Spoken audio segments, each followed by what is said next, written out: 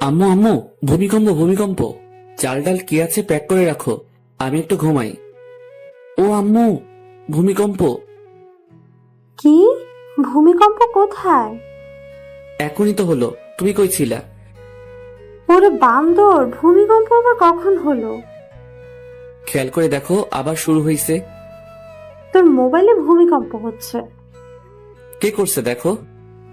আমি কেন তোর ফোন রিসিভ করব? এত সাধু সাজতে হবে না, আমি জানি তুমি আমার মোবাইল সবসময় চেক করো। তাহলে আজকে রিসিভ করছো না কেন?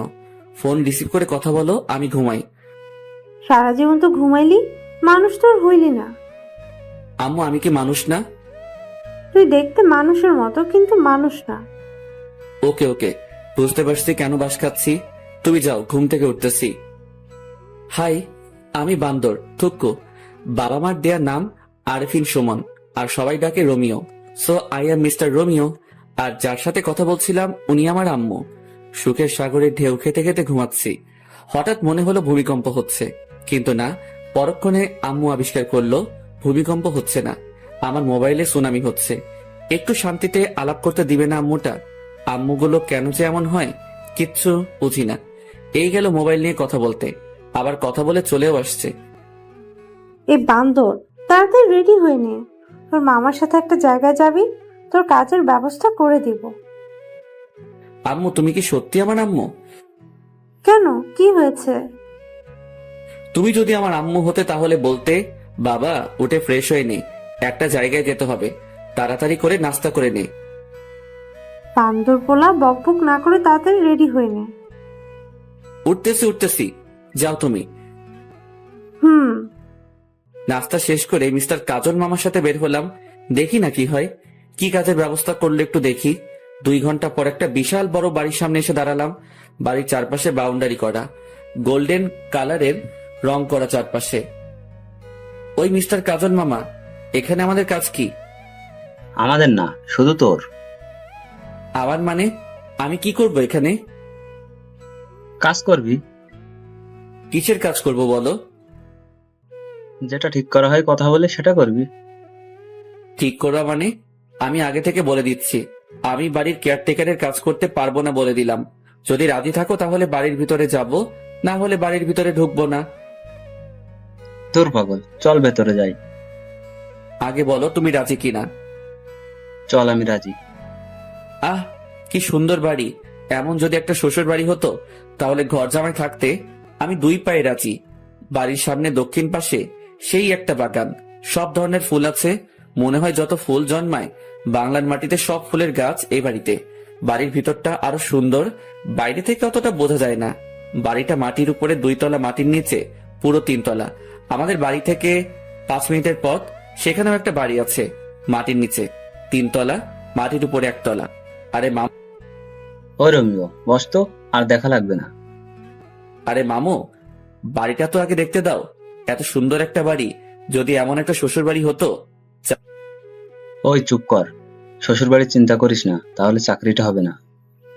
চাকরি না হলে নাই, আমার তাতে কি। আমি তো। কাজল, কেমন আছো? জি ভালো আছি, আপনার খবর কি? এই তো ভালো। সাথে কি তোমার ভাগ্নে নাকি? জি, ওর কথাই বলেছিলাম আপনাকে। তা বাবা, কেমন আছো? জি আলহামদুলিল্লাহ ভালো। আপনি কেমন আছেন? এই তো ভালো। তা কি নিয়ে মামার সাথে কথা বলছিলা? দেখেন না আঙ্কেল, আমি শুধু বলছি এমন একটা যদি শ্বশুরবাড়ি হতো আমার, তাহলে ঘর জামাই থাকতাম। আর মামা বলে শ্বশুরবাড়ি চিন্তা করলে চাকরি হবে না।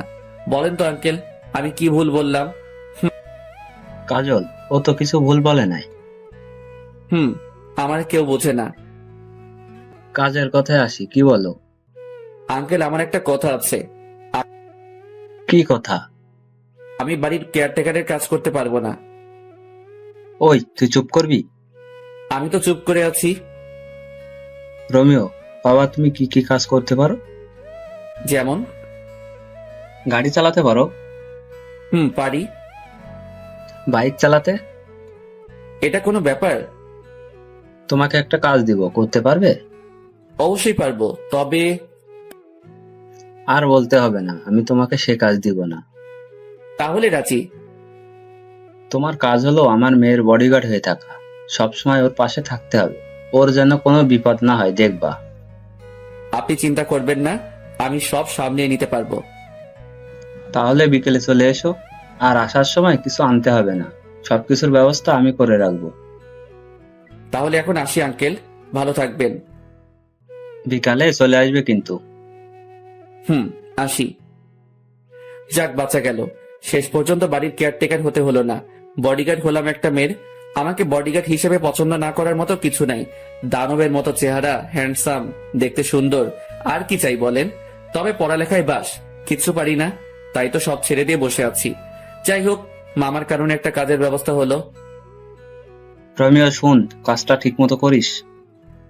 আরে মামা, চিন্তা করো না, मैं हूं না। হিন্দি মারিস না, যেটা বলবে সেটা করবি। করব, কিন্তু উনিকে? অনেক বড় ব্যবসায়ী, উনি বেশিরভাগ সময় দেশের বাইরে থাকে, বলতে পারিস সব ব্যবসা দেশের বাইরে। তো এখানে কে কে থাকে? ওনার একমাত্র মেয়ে, ওনার বউ, ওনার ভাই, ভাইয়ের বউ, ছেলে মেয়েরা থাকে। ও, চলো বাড়িতে যাই। বিকেলে কি তুমি আসবে আমার সাথে? না। ওকে, চলো এবার। দুপুরে খেয়ে দিলাম ঘুম। 5টায় আমুর ডাকে ঘুম ভাঙলো। তারপর ফ্রেশ হয়ে 2 ঘন্টা পর আমার কর্মস্থলে পৌঁছালাম। বাড়িতে এসে কলিং বেল বাজাতে দরজা খুলে দিল একটা মহিলা। আসসালামু আলাইকুম আন্টি। ওয়ালাইকুম আসসালাম। তুমি মনে হয় রোমিও। জি আন্টি, আমি রোমিও। এসো বাবা, ভিতরে এসো। হুম। তুমি বসো, আমি নাস্তা নিয়ে আসি। আন্টি, নাস্তা লাগবে না। কেন বাবা? এটা তোমার নিজের বাড়ি মনে করে থাকবা। পারবো না। আমার মুখে মুখে কথা বলবা না।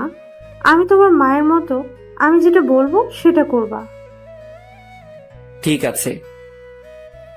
তুমি বসো, আমি আসছি। এই মা, কলিং বেলটা বাজতেছে। এতক্ষণ বাজলে কি অসুবিধা হতো? আন্টি দরজা খুলতো। এখন আমাকে খুলতে হবে। ধুর। দরজা খুলে দেখে একটা ছেলে দাঁড়িয়ে আছে সামনে। ছেলের চোখে তো কাজল থাকার কথা না। এই মা, কানে দেখছি 2টা পিরামিড বসানো। ও মা, ঠোঁট আবার গোলাপি লিপস্টিক, হাতে মেহেদি, মাথায় কিছু ঢুকছে না। এটা কি মেয়ে নাকি ছেলে সেটাই বুঝতে পারছি না। তাই উপর থেকে নিচে একবার চোখ বুলিয়ে নিয়ে শিওর হলাম এটা একটা শার্ট প্যান্ট পরা রমণী। কাকে চাই? বুঝো ঠেলা, একটা লাগিয়ে দিল ঠাস করে। আজব রমণী। দরজা বন্ধ করে পিছনে ঘুরে দেখি আন্টি হাসছেন। আমিও পড়ে গেলাম লজ্জায়। এখনো যার বডিগার্ড হিসেবে আমাকে নিয়োগ দেওয়া হলো তাকে দেখলাম না, অথচ একটা ঠাস করে খেয়ে ফেলছি। আন্টি, আপনি হাসছেন? আমি এখনো তাহারে দেখতে পেলাম না, যাহার জন্য বডিগার্ডের চাকরি পেলাম। এখন যার হাতে একটা খেয়েছো উনি সে। প্রথম দিনে একটা খেয়ে নিলাম, না জানি পরে কি হবে। ওকে কিন্তু তোমার সামলাতে হবে, পারবে তো? এই রোমিও পারে না এমন কোনো কাজ নেই আন্টি। চলো তোমার রুমটা দেখিয়ে দে। চলেন। আন্টি, একটা কথা বলবো। বলো বাবা। আমাকে অন্য রুম দিলে হয় না? যেমন? বাড়ির কাজের লোকেরা যে নর্মাল রুমে থাকে তেমন রুমে থাকতে দিলে খুশি হতাম। এখানে থাকলে সমস্যা কি? আন্টি, কুকুরের পেটে যেমন ঘি হজম হয় না, আমার কপালেও এমন রুম সহ্য হবে না, তাই নিচে দিলে ভালো হয়। কিন্তু তোমার আঙ্কেল তো বলে গেছে তোমাকে যেন এই রুমে থাকতে দেয়। আমি আঙ্কেলকে বুঝিয়ে বলবো, আপনি অন্য রুমের ব্যবস্থা করেন। ঠিক আছে, তুমি এসো। গরিবের ছেলে হয়ে এত বড় বাড়িতে কাজ করছি, সেটা অনেক বড় কিছু আমার কাছে। যেই রুমে আমাকে থাকতে দিতে বলছে আঙ্কেল, সেই রুমে আমাদের পুরো পরিবার থাকতে পারবে। এত কিছু সহ্য হবে না। বেশি আরামে থাকতে গেলে পরে সবকিছু হারাম হয়ে যাবে। কথায় কথায় আন্টির থেকে নামটাও জেনে নিলাম। সালমা আক্তার জলি। আমাকে যার জন্য নিয়োগ করা হয়েছে তার নাম সালমা আক্তার জলি। অনেক রাগী বদমেজাজি একটা মেয়ে। আন্টি, একটা কথা বলবো। বলো। তবে পরবর্তীতে অনুমতি চাইবে না। আচ্ছা, ওনাকে উপরে দিলেন কেন? নিচে এত সুন্দর রুম থাকতে। ওর জন্য সব জায়গায় একটা করে রুম আছে, যেখানে ইচ্ছে সেখানে থাকে সে। ও। ঘোরাঘুরি করে বাড়িটা দেখতে দেখতে 10টা বেজে গেল। রুমে এসে বিছানায় শরীরটা এলিয়ে দিতেই ঘুম চলে আসলো। সেটা আর বেশিক্ষণ টিকলো না। আন্টি এসে খেতে ডাকলো। খাওয়ার কোনো ইচ্ছা ছিল না। আন্টির জোরাজোরিতে টেবিলে বসতে হলো। সবগুলো অপরিচিত মুখ আমার দিকে তাকিয়ে আছে। আন্টি সবার সাথে পরিচয় করিয়ে দিল। প্রায় 10 মিনিট হলো বসে আছি, এখনো কেউ খাওয়া শুরু করে নাই। সবাই ম্যাডামের জন্য অপেক্ষা করছে, তার আসার নাম নেই। আর এইদিকে এই কানন মেয়েটি আমার দিকে তাকিয়ে আছে, অস্বস্তি লাগছে। এই মাইয়া কি কোনোদিন ছেলে দেখে নাই? হা করে তাকিয়ে আছে। না, আর না, কিছু একটা করতে হবে। এই যে হা করে আছেন কেন? মশা ঢুকবে। হা হা হা, রোমিও ভাই ঠিকই বলেছেন। রোমিও ভাই বলবেন না, ভাইটা বাদ দেন। আচ্ছা ঠিক আছে। আমাকে পচানো হচ্ছে তাই না? এখানে পচানোর কি আছে? যেটা সত্যি সেটা বললাম। কি সত্যি বলছেন? মশা ঢুকবে এটা কি সত্যি না? এখানে কি হচ্ছে? সবাই চুপ। সবাই চুপ করে আছে, কারণ জুলি ম্যাডাম আসছে। কাকে কি বলবে তার কোনো ঠিক নাই, তাই সবাই চুপচাপ বসে আছে। আর ওই মাইয়াটা আমার দিকে তাকিয়ে আছে। মা, এই ছেলেটা এখানে কেন? ও রোমিও, আজ থেকে এখানে থাকবে। তোর জন্য তো নিয়োগ করা হয়েছে। আমার জন্য মানে? ও কি আমার বডিগার্ড নাকি? হ্যাঁ। আমি তোমাদের অনেকবার বলেছি আমার কোনো বডিগার্ড লাগবে না। ও সবার সাথে এখানে কেন? ও আমাদের সাথে একসাথে খাবে প্রতিদিন। এটা আমার শেষ কথা। এটা যদি তোমার শেষ কথা হয় তাহলে এটাও শুনে রাখো, আমি তোমাদের সাথে বসবো না খেতে। আন্টি বাদ দেন, আমাকে নিয়ে আপনাদের মধ্যে অশান্তি হোক সেটা চাই না। আমার এমনিতে খেতে ইচ্ছে করছে না, আমি বরং রুমে যাই। আপনারা খাওয়া শুরু করেন। দরকার কি আমাকে নিয়ে মা মেয়ের সম্পর্কে ফাটল ধরানোর? তাই উঠে চলে আসলাম। এখন থেকেই বুঝতে পারছি এই মেয়ের বডিগার্ড থাকতে হলে আমাকে অনেক কিছু সহ্য করতে হবে। এসব ভাবতে ভাবতে কখন ঘুমিয়ে পড়েছি মনে নেই। সকাল 6টায় মোবাইলে কাউয়ার ডাকে ঘুম ভাঙলো। মোবাইলে অ্যালার্ম টোন দিছি কাউয়ার ডাক। হা হা হা হা। উঠে শুরু করলাম দৌড়। দৌড়ানো শেষ করে আস্তে আস্তে অন্য ব্যায়াম শেষ করে 8টায় রুমে ঢুকলাম। রুমে ঢুকে দেখি কানন কি যেন খুঁজতেছে। এই যে কি খোঁজা হচ্ছে শুনি? না, কিচ্ছু না। তাহলে সকাল সকাল আমার রুমে কি? ইচ্ছে করছিল আপনাকে দেখতে। বাইরে থেকে যখন দেখলেন রুমে কেউ নেই, তাহলে ঢুকলেন কেন? এত কৈফিয়ত দিতে পারবো না। ইচ্ছে হলো তাই ঢুকছি। তাছাড়া এত জিম করে কি হবে? এমনি মেয়েরা লাইন ধরে থাকবে। আপনার কথা শেষ হলে আসতে পারেন, আমি চেঞ্জ করব। একটু পরে আবার ডিউটি শুরু হবে। চেঞ্জ করেন, কে বারণ করছে? আপনার সামনে করব নাকি? করলে ক্ষতি কি? বের হতে বলছি, বের হন। না, আমার সামনে চেঞ্জ করতেই হবে। কি বেয়াদব মেয়েরে মাইরি। কি হলো? চেঞ্জ করেন। আন্টি, কাউকে ডাকতে হবে না, যাচ্ছি আমি, পরে আবার আসবো। এই বলে দৌড়ে চলে গেল। দেখলেন তো পাঠকগণ, কি লুইচ্চা বেয়াদব ফাজিল মাইয়া। ফ্রেশ হয়ে নাস্তা করে দাঁড়িয়ে আছি জুলি ম্যাডামকে নিয়ে। ভার্সিটিতে যেতে হবে, অনার্স প্রথম বর্ষে পড়ছে। ওনার সামনে আমি হাঁটছি, বাইরে গাড়ি রেডি করা আছে। গিয়ে দরজা খুলে দিলাম, ভিতরে ঢুকে বসে পড়লো। আমি আল্লাহর নাম নিয়ে গাড়ি চালানো শুরু করলাম। 35 মিনিট পর গাড়ি নিয়ে ভার্সিটির গেটে পৌঁছালাম। ম্যাডাম, গাড়ি কি ভিতরে নিয়ে যাব? তুই জানিস না। ম্যাডাম, আমাকে তো কিছু বলা হয়নি তাই। চুপ, তুই আমাকে কোনো প্রশ্ন করবি না, শুধুমাত্র উত্তর দিবি, না হলে তোরে বিদায় করে দেব। শালার অহংকার, এত অহংকার কি করে জন্ম নিল? সামান্য একটা কথা তো জানতে চাইছি, আর কিছু তো আর না, তার জন্য এমন করতে হবে নাকি? গাড়িটা ভিতরে ঢুকিয়ে একটা ছায়াময় গাছের নিচে রাখলাম। ম্যাডাম নেমে কয়েকটা মেয়ের সাথে ক্লাসে চলে গেল। আমি এখনো ভিতরে বসে আছি, একবারও নামতে হয়নি। কালকে পর্যন্ত ম্যাডামের অন্য একটা বডিগার্ড ছিল, আজ থেকে আমি হলাম। ও কেন চলে গেল জানি না। বসে বসে এসব ভাবছি, তখনই দেখলাম ম্যাডামের সাথে মেয়েগুলো সহ ম্যাডাম আসছে। একটু সামনে আসতে কয়েকটা ছেলে গিয়ে পথ আগলে দাঁড়ালো। ম্যাডামকে দেখছি ভয়ে ভয়ে চোখে চারিদিকে তাকাচ্ছে। তখন মনে হলো, আরে আমাকে তো ওনার জন্য নিয়োগ দেওয়া হলো। তাড়াতাড়ি করে হাতে হকি স্টিকটা নিয়ে গাড়ি থেকে নেমে দিলাম দৌড়। আমাকে দেখা মাত্র ম্যাডাম ভয়ের তো চেহারা চেঞ্জ হয়ে গেল, আর ছেলেগুলো তো ভার্সিটির গেটের দিকে দৌড় দিছে। ম্যাডাম, আপনি ঠিক আছেন তো? তোরে কি গাড়িতে বসে থাকার জন্য আমার বডিগার্ড করা হয়েছে? Sorry madam. ম্যাডাম ওনার বান্ধবীদের সাথে হাঁটছে। আমি এসে গাড়ির উপরে বসলাম আর ম্যাডামের দিকে লক্ষ্য রাখছি। মেয়েদের থেকে দূরে থাকতে বেশি ভালো লাগে। এখন তো পুরো একটা মেয়ের বডিগার্ড হয়ে গেলাম। তার সাথে সাথে হেঁটে তাকে গার্ড দেওয়ার থেকে এখান থেকে বসে দিচ্ছি। যত মেয়ে ঢুকছে গেট দিয়ে সবাই আমার দিকে তাকিয়ে আছে। আর কয়েকটা মেয়ে যে গাছটার নিচে গাড়ি দাঁড় করানো তার থেকে একটু দূরে বসে কি যেন বলছে আর তাকিয়ে আছে। এই মায়াগুলো কি কখনো ছেলে দেখে নাই? এমন ভাবে তাকিয়ে আছে মনে হচ্ছে কোনো এলিয়েন বসে আছি তাহাদের সামনে। ম্যাডামের অবস্থান দেখে নিলাম একবার। আমার দিকে সিংহের মতো, থুক্কু সিংহীর মতো তাকিয়ে আছে। বুঝতে পারছি আজকে আমার খবর আছে। বাম পাশে তাকাতে দেখি 4টা চোখ আমার দিকে তাকিয়ে তাকিয়ে সামনে যাচ্ছে। মানে চশমা পরা একটা মেয়ে যাচ্ছে আমার দিকে তাকিয়ে থাকতে থাকতে। ট্যালেন্ট আছে মাইরি, কি সুন্দর করে তাকিয়ে আছে।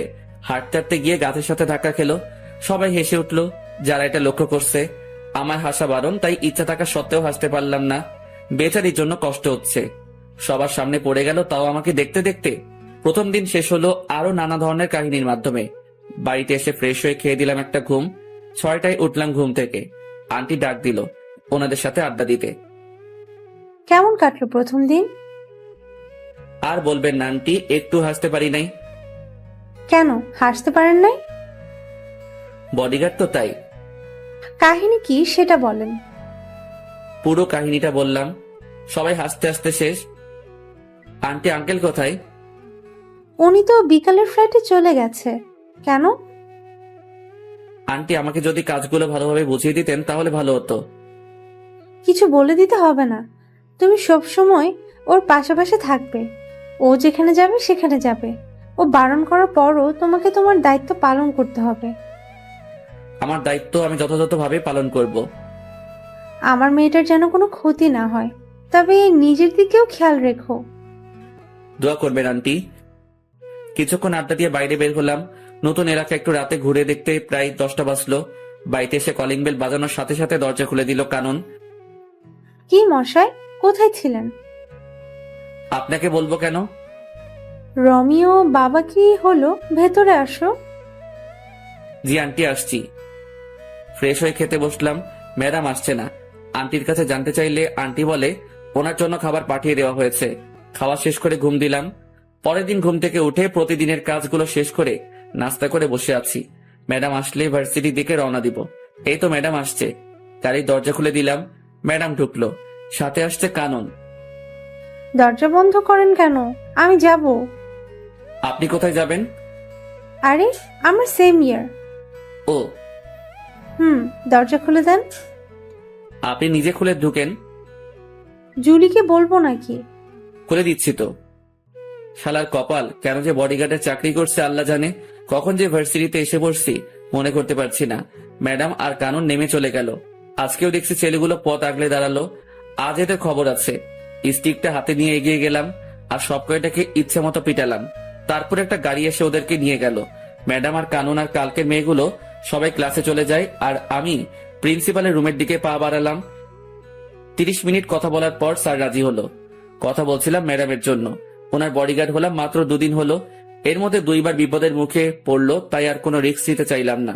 স্যারের সাথে কথা বলে অন্য সব স্যার ম্যাডামের সাথে আলোচনা করে সিদ্ধান্ত হলো যে ম্যাডামের সাথে ক্লাসে আমিও থাকবো। পরদিন ম্যাডাম আর কানন ক্লাসে যাওয়ার পর আমি গাড়িটা একটা গাছের নিচে রেখে ক্লাসরুমে প্রবেশ করলাম। সবাই তাকিয়ে আছে। আমার জন্য একটা চেয়ার রাখা আছে, ওটাতে গিয়ে বসলাম। সবাই পিছনে তাকিয়ে আছে। নিজেকে একটা এলিয়েন মনে হচ্ছে। ম্যাডাম রাগী দৃষ্টিতে তাকিয়ে আছে। স্যারকে আসতে দেখে একটু শান্তি পেলাম। পিছনে তাকিয়ে আছো কেন সবাই? ও জুলি আর কাননের বডিগার্ড, কোনো এলিয়ান না। আহ, স্যার আমার মুখের কথাটি বলে দিল। সবাই ক্লাস করছে, আমি সবাইকে তাকিয়ে তাকিয়ে দেখছি। দেখি কানন আমার দিকে বারবার তাকাচ্ছে। স্যার কি বলল? দুজনের বডিগার্ড নিয়োগ করা হয়েছে নাকি আমাকে? আজকে গিয়ে আন্টির কাছে জানতে চাইবো কার বডিগার্ড আমি। কাননের থেকে 2 জন পরে দেখি ফুলটসি। না, এটা তো ফুলটসি না, 4 চোখ। এমা, কালকের ওই মেয়েটি যে গাছের সাথে ধাক্কা খেয়ে পড়ে গেল, তাকিয়ে আছে দেখো। চোখ দুটো যেন সরছেই না।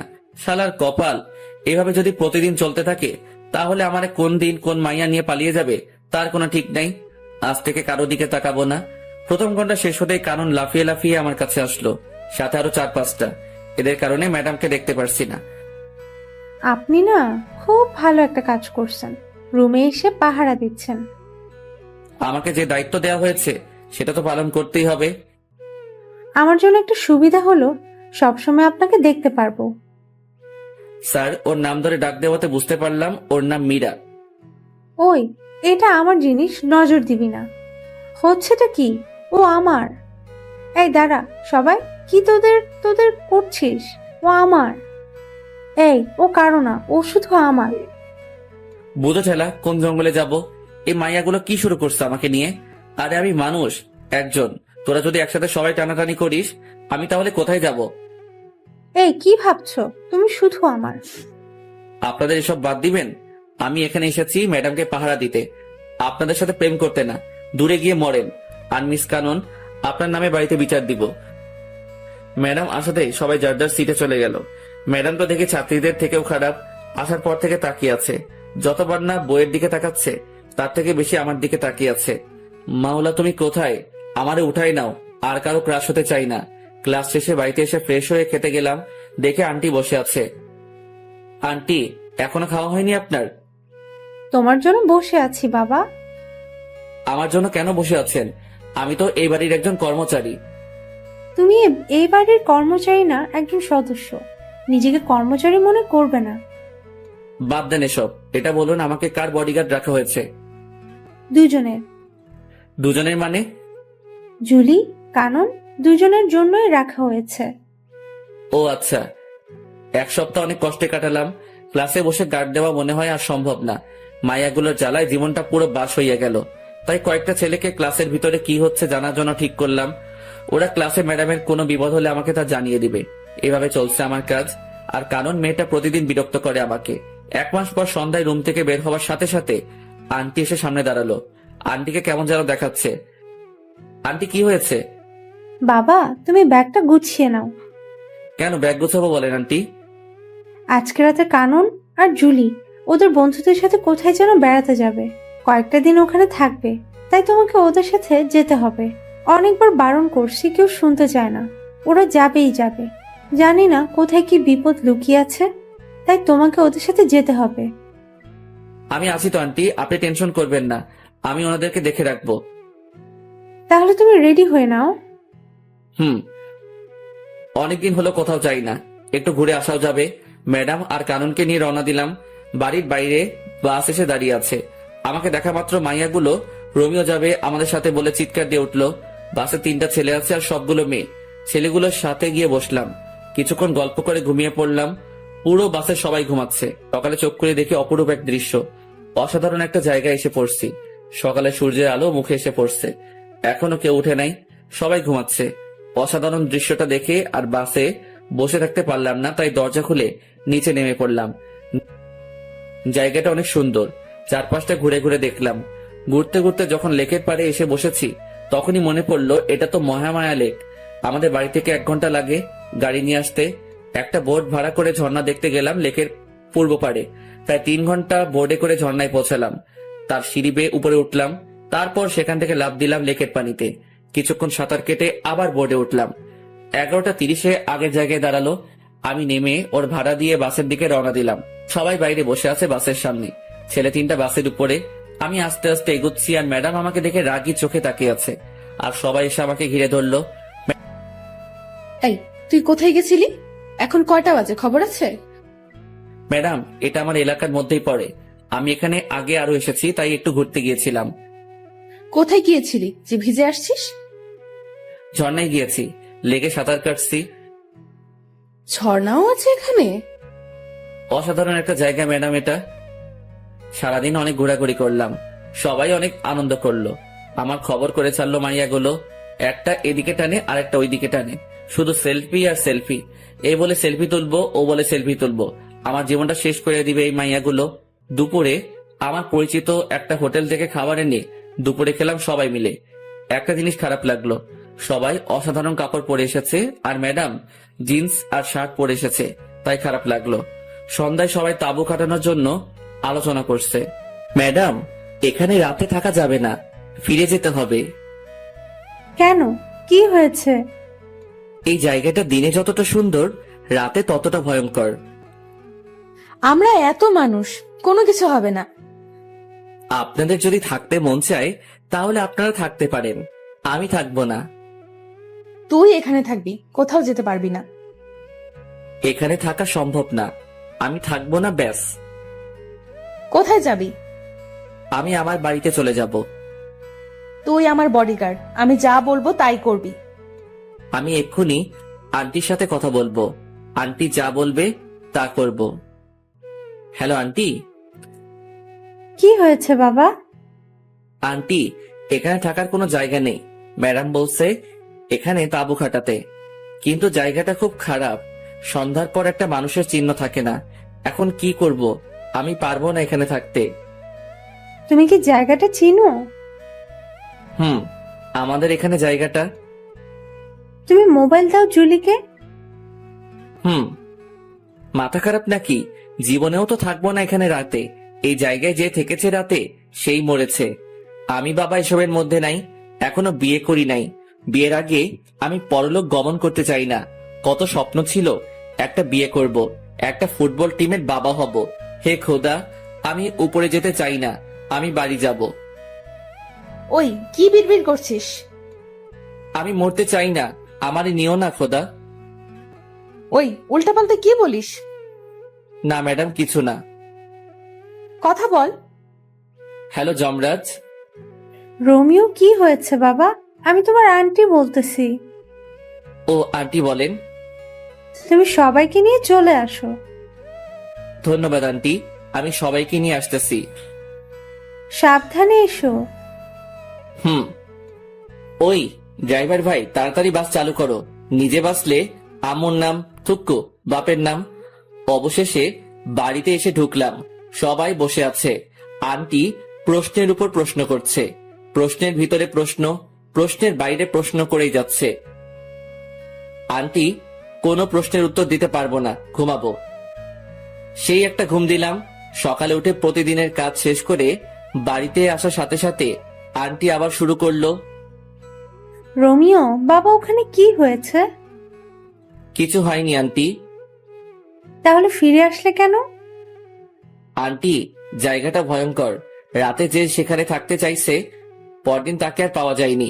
দিনে জায়গাটা যতটা সুন্দর, রাতে ততটা ভয়ঙ্কর। এত জলদি ভয়ঙ্কর হয়? তাহলে তুমি যে পানিতে সাঁতার কাটলে কেন? আবার কোথায় ঝর্ণা ছিল সেখানেও গিয়েছো? আমার অবস্থা খারাপ হয়ে গিয়েছিল পানিতে নামার পর। কেন? ওই লেকের পানিতে যারা সাঁতার কাটতে নামছে তাদের অনেককে আর পাওয়া যায়নি। পানির নিচে তলিয়ে গেছে। কয়েকদিন পর পর লাশগুলো ভেসে উঠতো, কিন্তু মানুষগুলোকে ডুবুরিরাও খুঁজে পায়নি। তাহলে তুই নামতে গেলি কেন ওই লেকের পানিতে? লোভ সামলাতে পারি নাই সাঁতার কাটার, তাই নেমে পড়েছিলাম। ও ছিল বলে আজকে তোরা সবাই বেঁচে গেলি, না হলে তো আর খুঁজেই পেতাম না তোদের। ম্যাডাম, গাড়ি বের করবো? ভার্সিটিতে যাবেন? না, আজকে কোথাও যাবে না কেউ। ঠিক আছে আন্টি। 2 দিন পর সকালে ব্যায়াম করে রুমে ঢুকে দেখি কানন বসে আছে। এই মাইয়া এখানে কেন?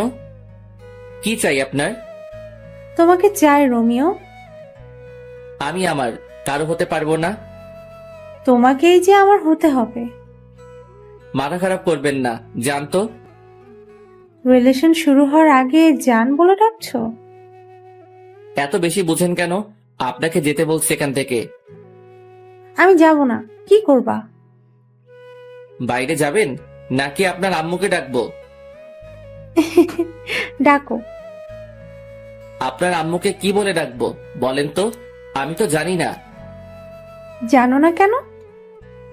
বিয়ে করি নাই তো, তাই সম্পর্কের প্যাচগুলো বুঝি না। বিয়ে করে ফেলো। বিয়ের কথা পরে আসবে, আগে বলেন আপনার আম্মুকে কি বলে ডাকবো? শাশুড়ি মা বলে ডাকবে। তাহলে ডাকি। হুম। শাশুড়ি মা। আরে আরে, কি করো? আন্টি বলে ডাকবা।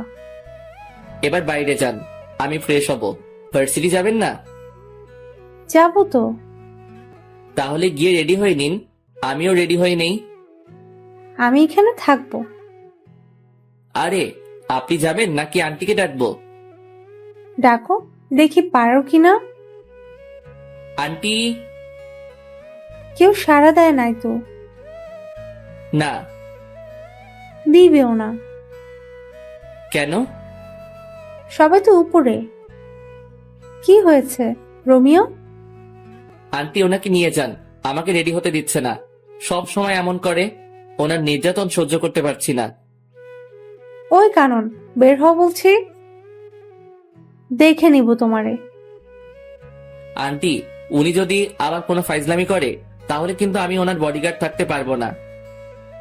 ও যদি আবার এমন করে তাহলে ওর পড়ালেখা বন্ধ করে দিব। আন্টি এত কিছু করতে হবে না, আমি দেখব। হুম। নাস্তা শেষ করে গাড়ির দরজা খুলে দিয়ে বসে আছি। ম্যাডাম আর কানন আসলে ভার্সিটির পথে রওনা দিব। প্রায় 10 মিনিট পর আসলো দুজনে। ম্যাডাম পিছনে উঠে বসে পড়লো, আর কানন ফৈন্নিটা আমার সাথে সামনে বসছে। আপনি এখানে কেন? পিছনে যান। যাব না, কি করবা? কি করব মানে? আমার ম্যাডাম বসছে পিছনে, আর আপনার সাহস কি করে হয় আমার সাথে বসার? হুম। ওই চুপচাপ গাড়ি চালাও, বেশি কথা বলবা না। আজ থেকে আমি এইখানে বসবো। তাহলে আমি গাড়ি চালাবো না, ড্রাইভার গাড়ি চালাবে, আর আমি আপনি যে সিটে বসছেন ওইটাতে বসবো। তোমার ভাব বেশি, তাই না? এত সুন্দরী একটা মেয়ে পাশে বসলে ছেলেরা হিরো হয়ে যায়, আর তুমি ভাব দেখাচ্ছ। আপনি সুন্দর? কে বলছে? আপনাকে মনে হয় কোনো অন্ধ ব্যক্তি সুন্দর বলছে। এই বান্দর পোলা, কথা ঠিক করে বলো। যাক বাচ্চা গেল। পিছনের সিটে গিয়ে বসছে। পিছনে তাকিয়ে দেখি ম্যাডাম হাসতে হাসতে সিটে শুয়ে পড়ছে। আমি গাড়িটা স্টার্ট করলাম। জানি কানন আমাকে ভালোবাসতে শুরু করছে। যে সম্পর্কের ভবিষ্যৎ নেই, সেই সম্পর্কের কোনো মূল্য নেই আমার কাছে, তাই বাদ সবকিছু। ক্লাসরুমে গিয়ে বসছি আমার সিটে, যেটা আমার জন্য রাখা হয়েছে। ঠিক তখনই গুলু চার চোখটা এসে শুরু করলো। এই, তুমি অন্য মেয়েদের দিকে তাকাও কেন? শুধু আমার দিকে তাকিয়ে থাকবে। জানো, তোমাকে দেখার জন্য প্রতিদিন আমি অপেক্ষা করি। প্রথম যেদিন তোমাকে দেখছি সেদিন তো গাছের সাথে ধাক্কাও খেলাম। জানো, প্রথমে একটু ব্যথা লাগলো, যখন দেখলাম সবাই হাসছে, তুমি হাসছো না, তখন আমার সব ব্যথা কোথায় যেন চলে গেল। এই, হাঁ করে আছো কেন? তারপর কি হলো? তারপর আর কিছু নাই। তুমি শুধু আমার। তোমার জন্য আমি সারা জীবন অপেক্ষা করতে পারবো রোমিও। আমিও অপেক্ষা করতে পারবো, শুধু তুই না। আমি তোমার জন্য মরতেও রাজি রোমিও। শালার কপাল, এই মাইয়াগুলো আমারে জ্বালিয়ে মারবে দেখছি।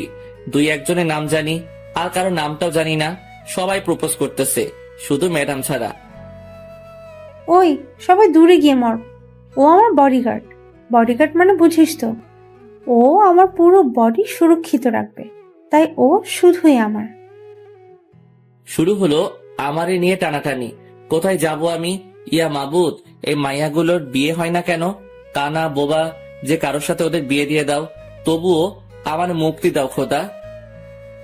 এই ভাই, আপনাদের ক্লাসের মাইয়াগুলো এত লুইচ্ছা কেন? সবাই একটা ছেলের পিছনে পড়ে আছে, কিছু বলতে পারছেন না আপনারা? আমি চলে যাচ্ছি, আপনারা সামলান এদেরকে। বাপরে বাপ, অসহ্য। ক্লাস থেকে বের হয়ে গাড়িতে বসলাম, এটা সেটা করে সময় কাটিয়ে দিলাম। ক্লাস শেষে বাড়িতে আসলাম, আঙ্কেল এসেছে। যাক, একটু বসে কথা বলা যাবে।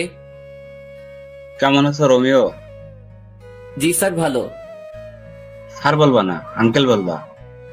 আমি আপনার এখানে কাজ করি, আপনি আমার স্যার। তুমি আমার ছেলের মতো, তুমি আঙ্কেল বলে ডাকবে। আচ্ছা ঠিক আছে, আপনি কেমন আছেন বলেন? এই তো আলহামদুলিল্লাহ। তোমার সময় কেমন কাটছে? প্যারাময় জীবন কাটাচ্ছি। কিছু বললা? না আঙ্কেল, কিছু বলি নাই। যাও ফ্রেশ হয়ে এসো, একসাথে খাবো। হুম। ফ্রেশ হয়ে খেতে গেলাম। সবাই বসে আছে, একটা চেয়ার খালি আছে, তাও ম্যাডামের পাশে। না, ওটাতে বসা যাবে না, এমনিতেই রেগে আছে আমাকে এখানে দেখে। আবার যদি পাশে বসি তাহলে তো খবর আছে। রোমিও দাঁড়িয়ে আছো কেন? বসো। আরে রোমিও ভাই বসো, আমরা সবাই বসে আছি তো। না, আমি এখানে ঠিক আছি। রোমিও বসবে কি করে? জুলি তো একটাই বসছে, আরেকটাতে পা দিয়ে আছে। আন্টি, আমি এখানে ঠিক আছি তো? না, কিছু ঠিক নেই, তুমি এখানে বসবে। জুলি, পা নামিয়ে বসো। আন্টি, আমি এখানে বসবো না। তাছাড়া আমি একজন কর্মচারী, আমাকে মালিকদের সাথে বসে খাওয়া মানায় না। আমি আমার রুমে খাবো। বেশি কথা বলবা না, যেটা বলছি সেটা করো। জুলির পাশে বসো। আর শোনো, তুমি এ বাড়ির কর্মচারী না, আর যেন না শুনি এমন কথা। হুম। যাক, পা নামালো। রোমিও, আমি আবার চলে যাব এখন। জুলির খেয়াল রেখো। আঙ্কেল আমি আছি তো, আমি সব সামলে নিব। তুমি আসো বলে তো এখন আমি নিশ্চিন্ত। খাওয়া শেষ করা পর্যন্ত রাক্ষসীর মতো তাকিয়েছিল, মনে হচ্ছে আমাকে একা পেলে মশলা না মাখিয়ে খেয়ে ফেলবে। ম্যাডামের তাকানো দেখে বুঝতে পারছি আমার কপালে খারাপই আছে। খেয়ে সোজা বিছানায় দিলাম লম্বা করে ছোট একটা ঘুম। কতক্ষণ ঘুমাইছি জানি না। ঠান্ডা ঠান্ডা লাগছে কেন? ছাদ ফুটো হয়ে গেল নাকি? তাকিয়ে দেখি ম্যাডাম। না ম্যাডাম আমার রুমে কেন আসবে? স্বপ্ন দেখছি না তো? চিমটি কেটে দেখি, না না এটা স্বপ্ন না, সত্যি। রাগী দৃষ্টিতে তাকিয়ে আছে, চোখ দিয়ে আগুনের ফুলকি বের হচ্ছে। হাতে বালতি কেন? তাহলে কি ম্যাডাম পানি ঢেলে দিল আমার গায়ে? কিন্তু কেন এমনটা করলো? আবুলের মতো তাকিয়ে আছিস কেন? কি করব ম্যাডাম? আমি শপিং করতে যাব। তো আমি কি করব? কি করবি মানে? তোরে কেন রাখা হয়েছে জানিস না? সরি ম্যাডাম, আমি ফ্রেশ হয়ে আসছি, 2 মিনিট সময় দেন। 2 মিনিট থেকে 1 সেকেন্ড লেট করলে দেখবি তোরে কি করি। শালার কি কপাল, ঘুমানোর অপরাধেও থাপ্পড় খাচ্ছি। তাড়াতাড়ি করে ফ্রেশ হয়ে এসে রেডি হলাম। রুম থেকে বের হয়ে দেখি ম্যাডাম সোফায় বসে আছে। ম্যাডাম চলুন। 12 সেকেন্ড লেট করে এসেছিস। Sorry madam. 12 সেকেন্ড লেট করায় 12টা থাপ্পড় খেতে হলো। হয়তো দুপুরে ওনার পাশে বসে খেয়েছি বলে ভালোই শাস্তি দিচ্ছে। কোনোদিন ভুলেও আর টেবিলে বসে খাবো না। 4:30টায় বের হয়েছি আর এখন বাজে 7টা। ম্যাডামের পিছন পিছন হাঁটতেছি, একবার এই দোকানে আরেকবার ওই দোকানে ঢুকতেছে। এখনো একটা কিছুই নিল না। কেউ একজনকে দেখলাম, কে হতে পারে?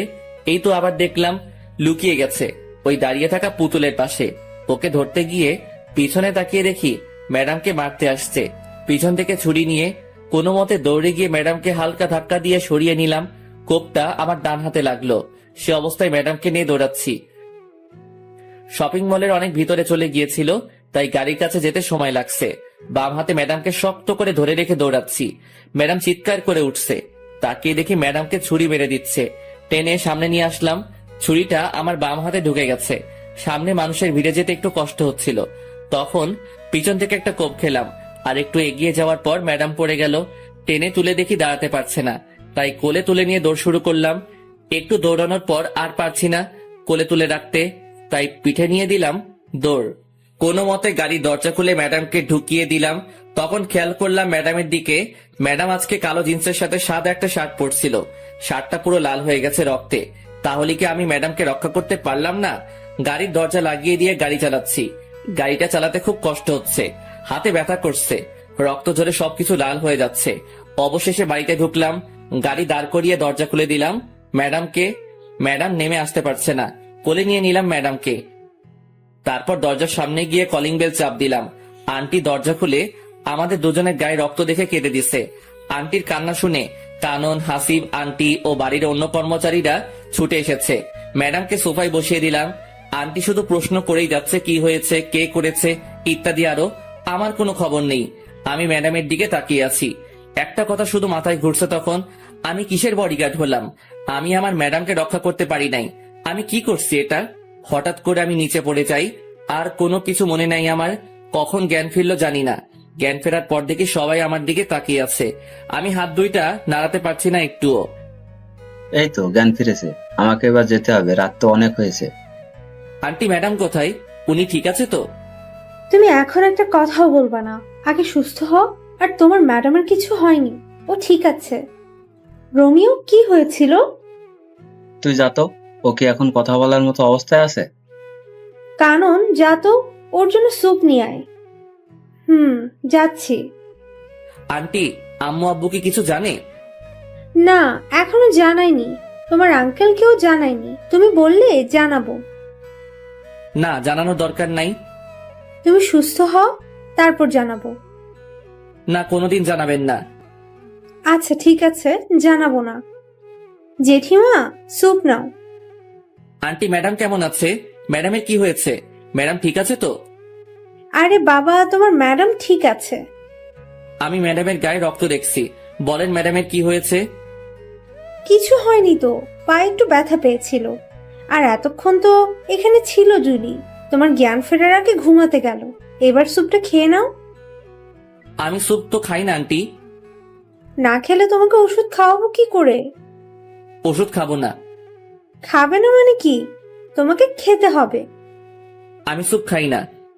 খাও না তো কি হয়েছে, এখন থেকে খেতে হবে। তাহলে ওকে খাওয়াবো কি করে? জেঠিমা, ও একপাশে মুখ করে শুয়ে আছে, মাথাটা হালকা উঁচু করে খাইয়ে দাও। ঠিক আছে। আমি কিন্তু খাবো না আন্টি। চুপ, বেশি কথা বলবা না। আন্টি ওষুধ খাইয়ে চলে গেল। আমি এক পাশে মুখ করে শুয়ে আছি, ভালো করে ঘুমাতেও পারছি না।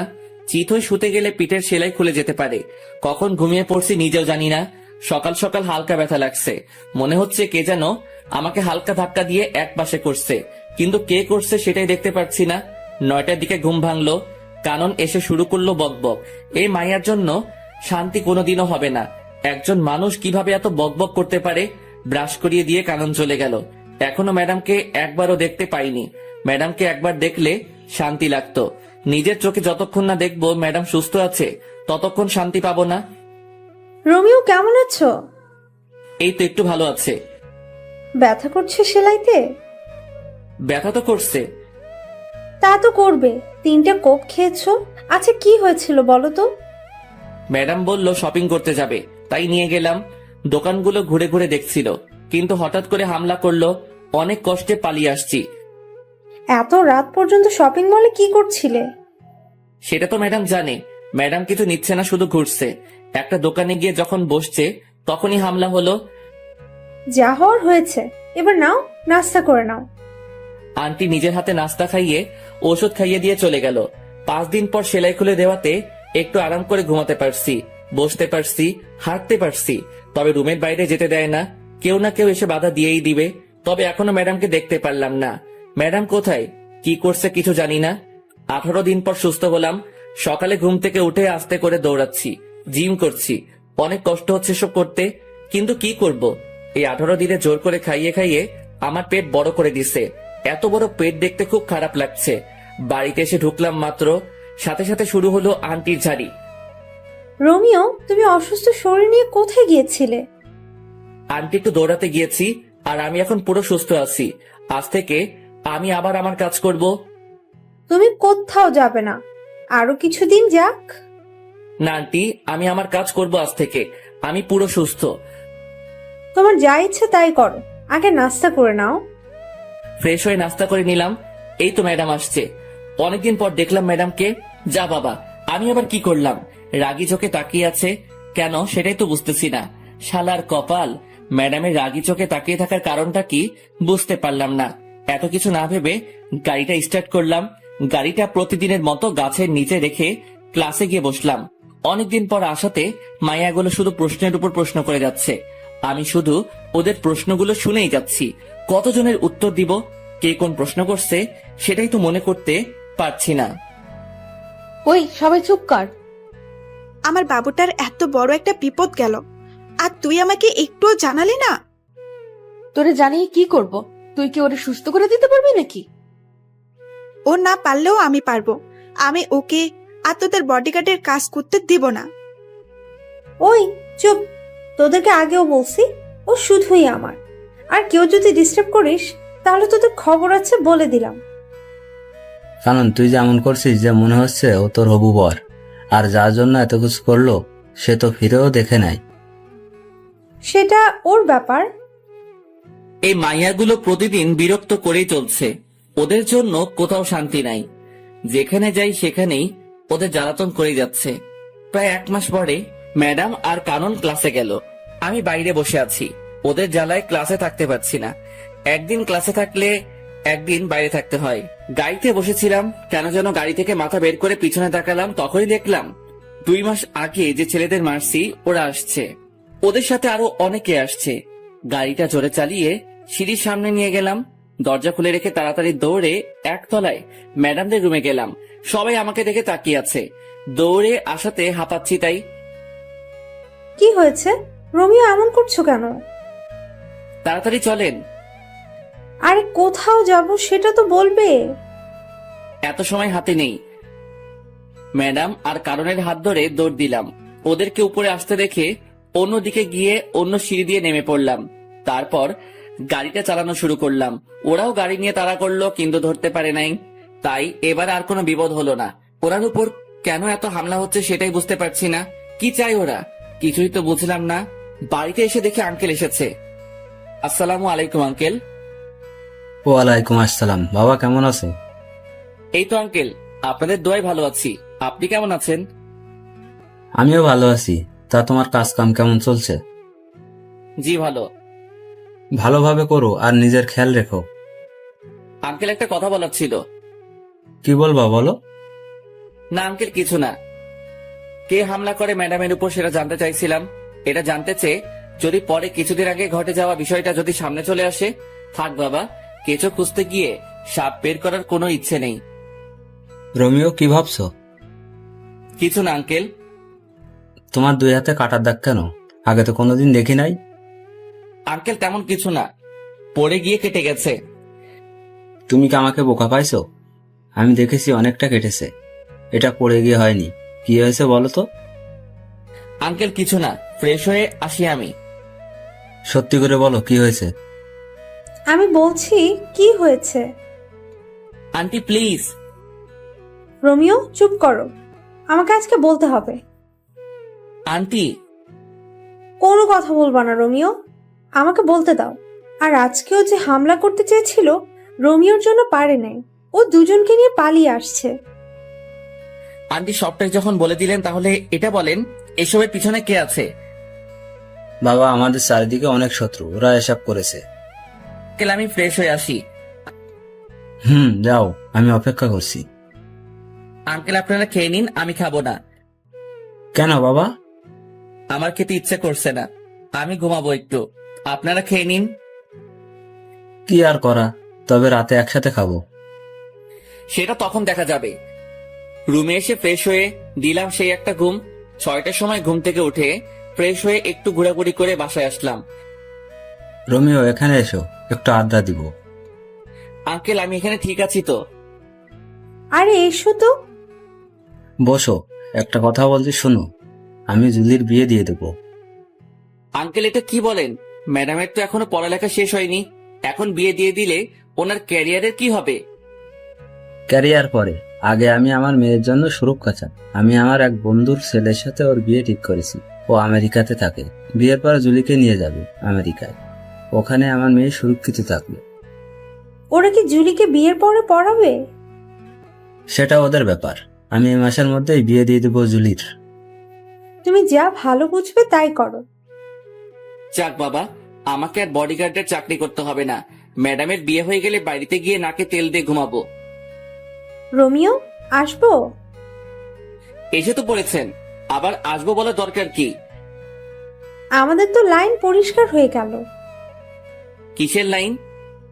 জুলির পরে তো আমার সিরিয়াল, তাই বলছি আমাদের লাইন পরিষ্কার হয়ে গেল।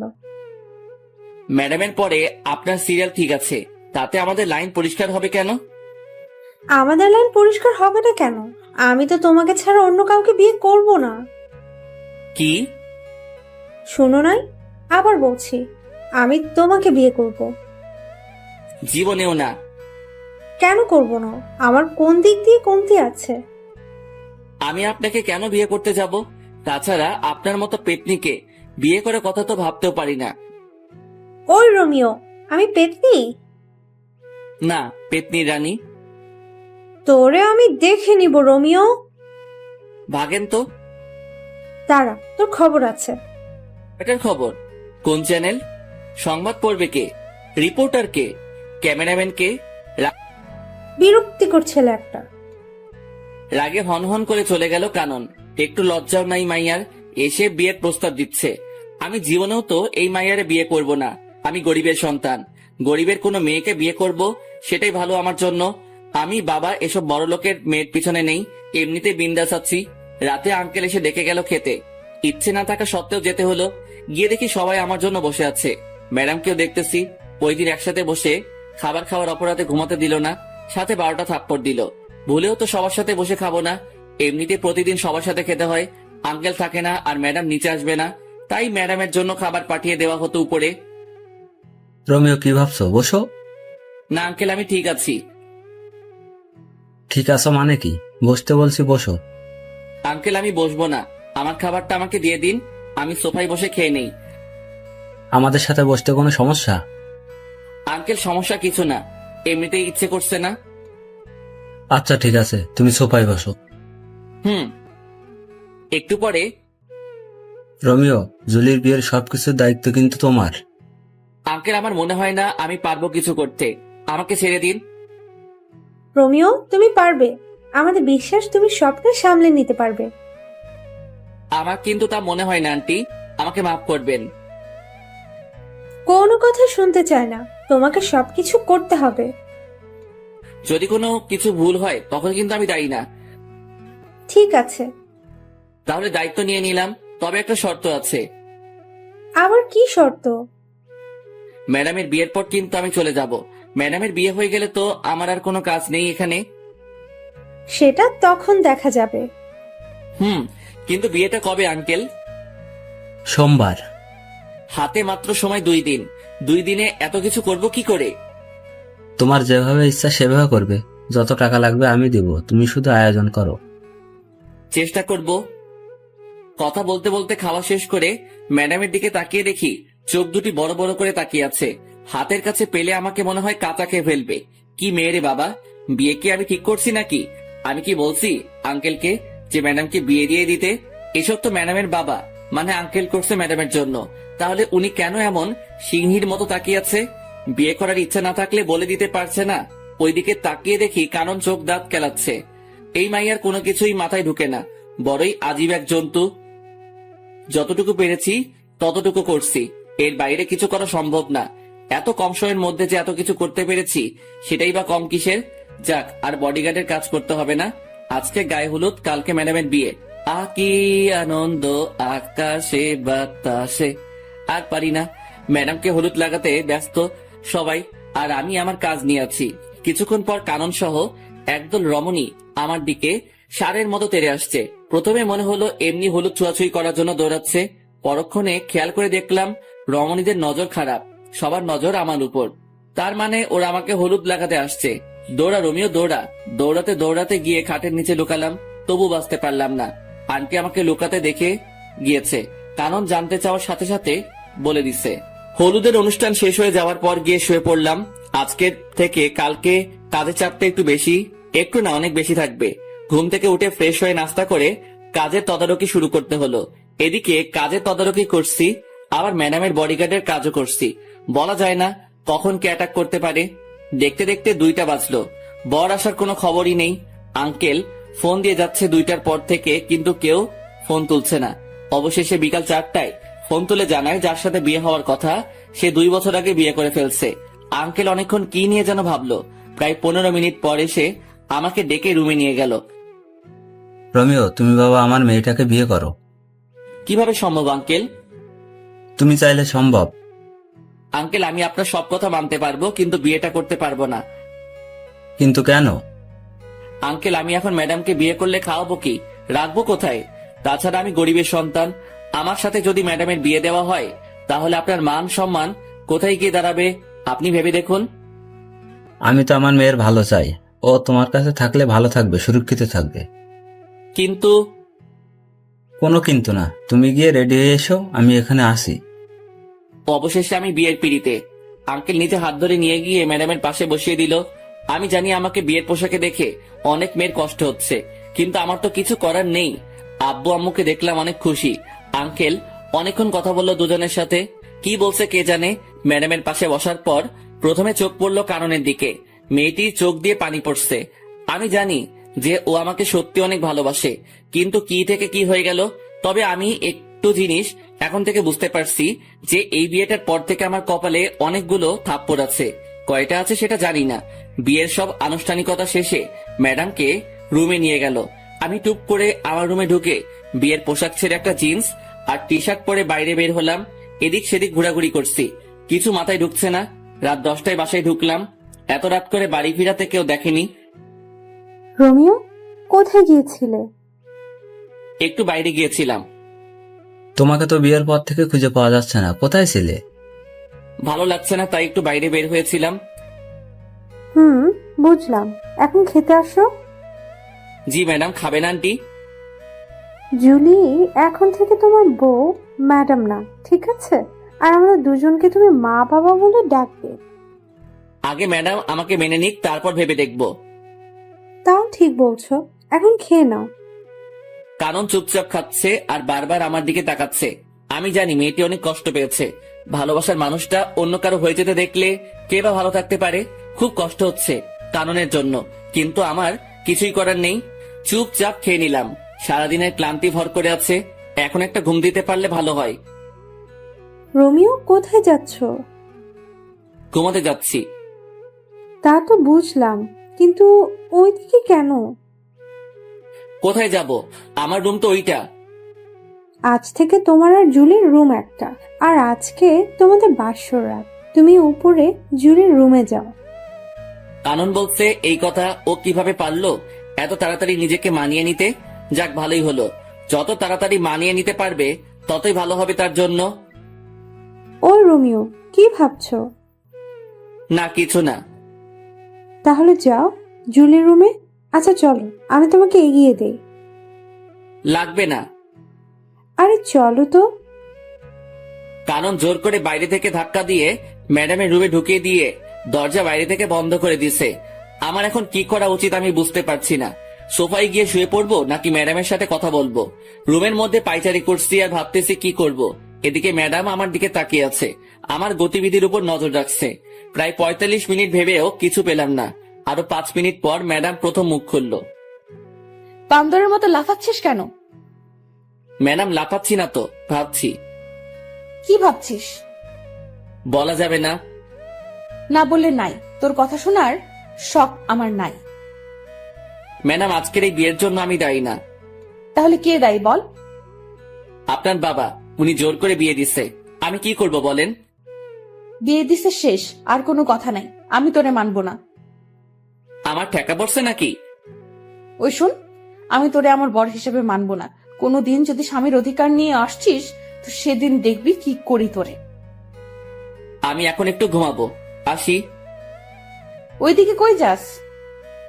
আমার রুমে ঘুমাবো। কারণের রুমে যাবি না বলে দিলাম। ম্যাডাম, এখানে কানুনের কথা আসছে কেন? তোর তো আবার ওর সাথে ভাব বেশি। এখন যদি ওর কাছে চলে যাস? তাতে আপনার কি? বেশি কথা বলবি না। যা, কোথায় যাবি? আমার ঘুম পাচ্ছে। কত বড় ফাজিল মাইয়া, নিজে তো বাসর ঘরে জায়গা দেয় নাই, আবার কানুনের কথা বলছে। আমি লুইচ্চা, বদমাইশ, ইতর, চরিত্রহীন হতে পারি, তাই বলে অন্যের দিকে নজর দিব কেন? ঘরে বউ থাকতে ইস, দেখতে বউ বলে মনে হচ্ছে না, মনে হচ্ছে কোনো পরী বসে আছে বিছানায়। আচ্ছা, পরীদের তো ডানা থাকে, আমার বউয়ের কি ডানা ছিল? যদি ডানা থাকতো তাহলে তো দেখতাম। আজ প্রথম ম্যাডামকে শাড়ি পরা অবস্থায় দেখছি। অন্য মেয়েরা তো শখ করে হলেও শাড়ি পরে, কিন্তু উনি কখনো পরে নাই। কখন ঘুমিয়ে পড়ছে নিজেই জানি না। সকালে দুলাভাই দুলাভাই দুলাভাই চিৎকারে ঘুমের কয়টা বাজলো খবর নেই। কে এই রমণী সকাল সকাল দুলাভাই দুলাভাই করে দরজা ধাক্কাচ্ছে? গুড মর্নিং দুলা ভাই। শুধু তাকিয়ে আছি। এই মাইয়ার এমন আচরণ দেখে তো আমি পুরাই টাসকি। দুলা ভাই, কি দেখছেন? আপুকে দেখেন না কালকে? না, দেখি নাই আপুকে।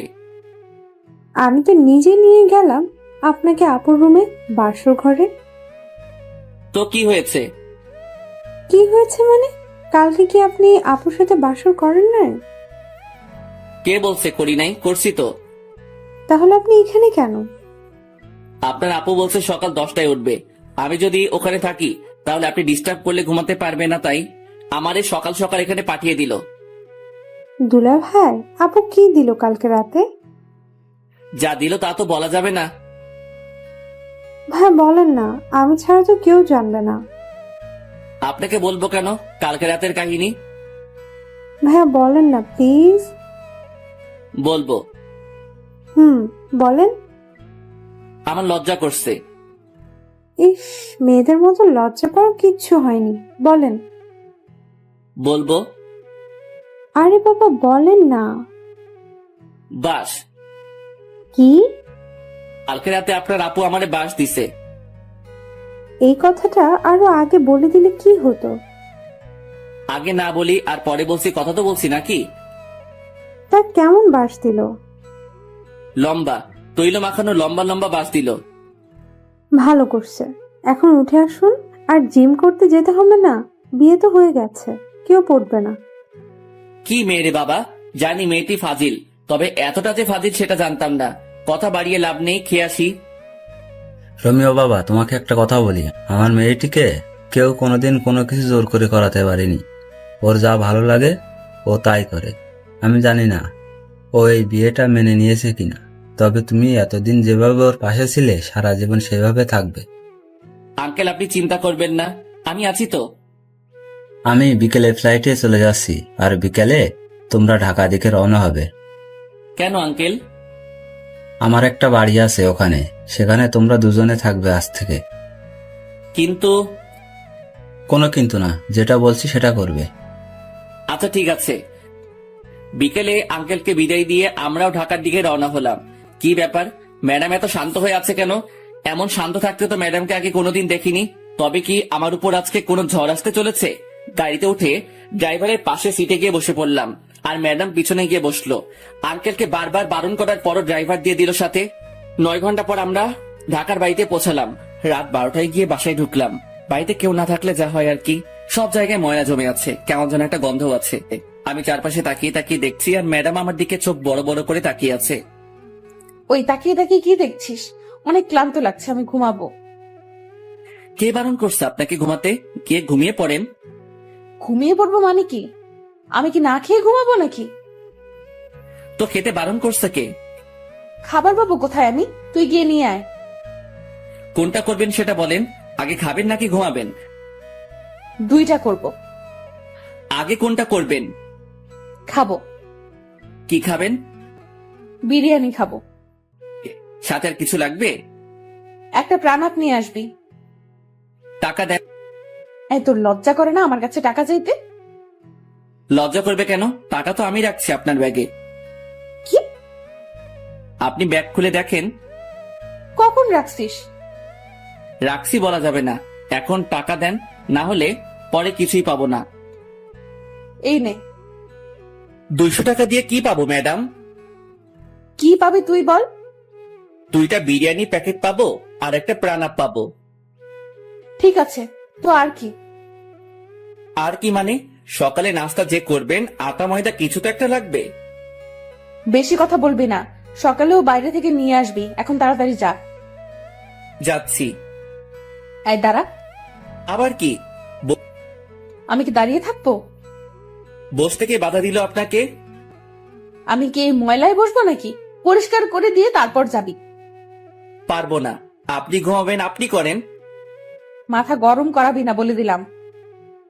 মাথা গরম হলে তো ভালো। কেন? চায়ের জন্য পানি গরম করব। তোরে খাইছি, দাঁড়া। কে শুনে কার কথা? মায়ের খেতে না চাইলে দৌড়া রোমিও। খাবার নিয়ে বের হয়ে ল্যাম্পপোস্টের আলোয় চুপচাপ হাঁটছি আর ভাবছি, কি থেকে কি হয়ে গেল। ছিলাম বডিগার্ড, আর এখন বড় হয়ে গেলাম। তাও আবার যে সে বর না, বডিগার্ড থেকে বর। বডিগার্ড বড় হয়ে গেলাম। কি কপাল আমার!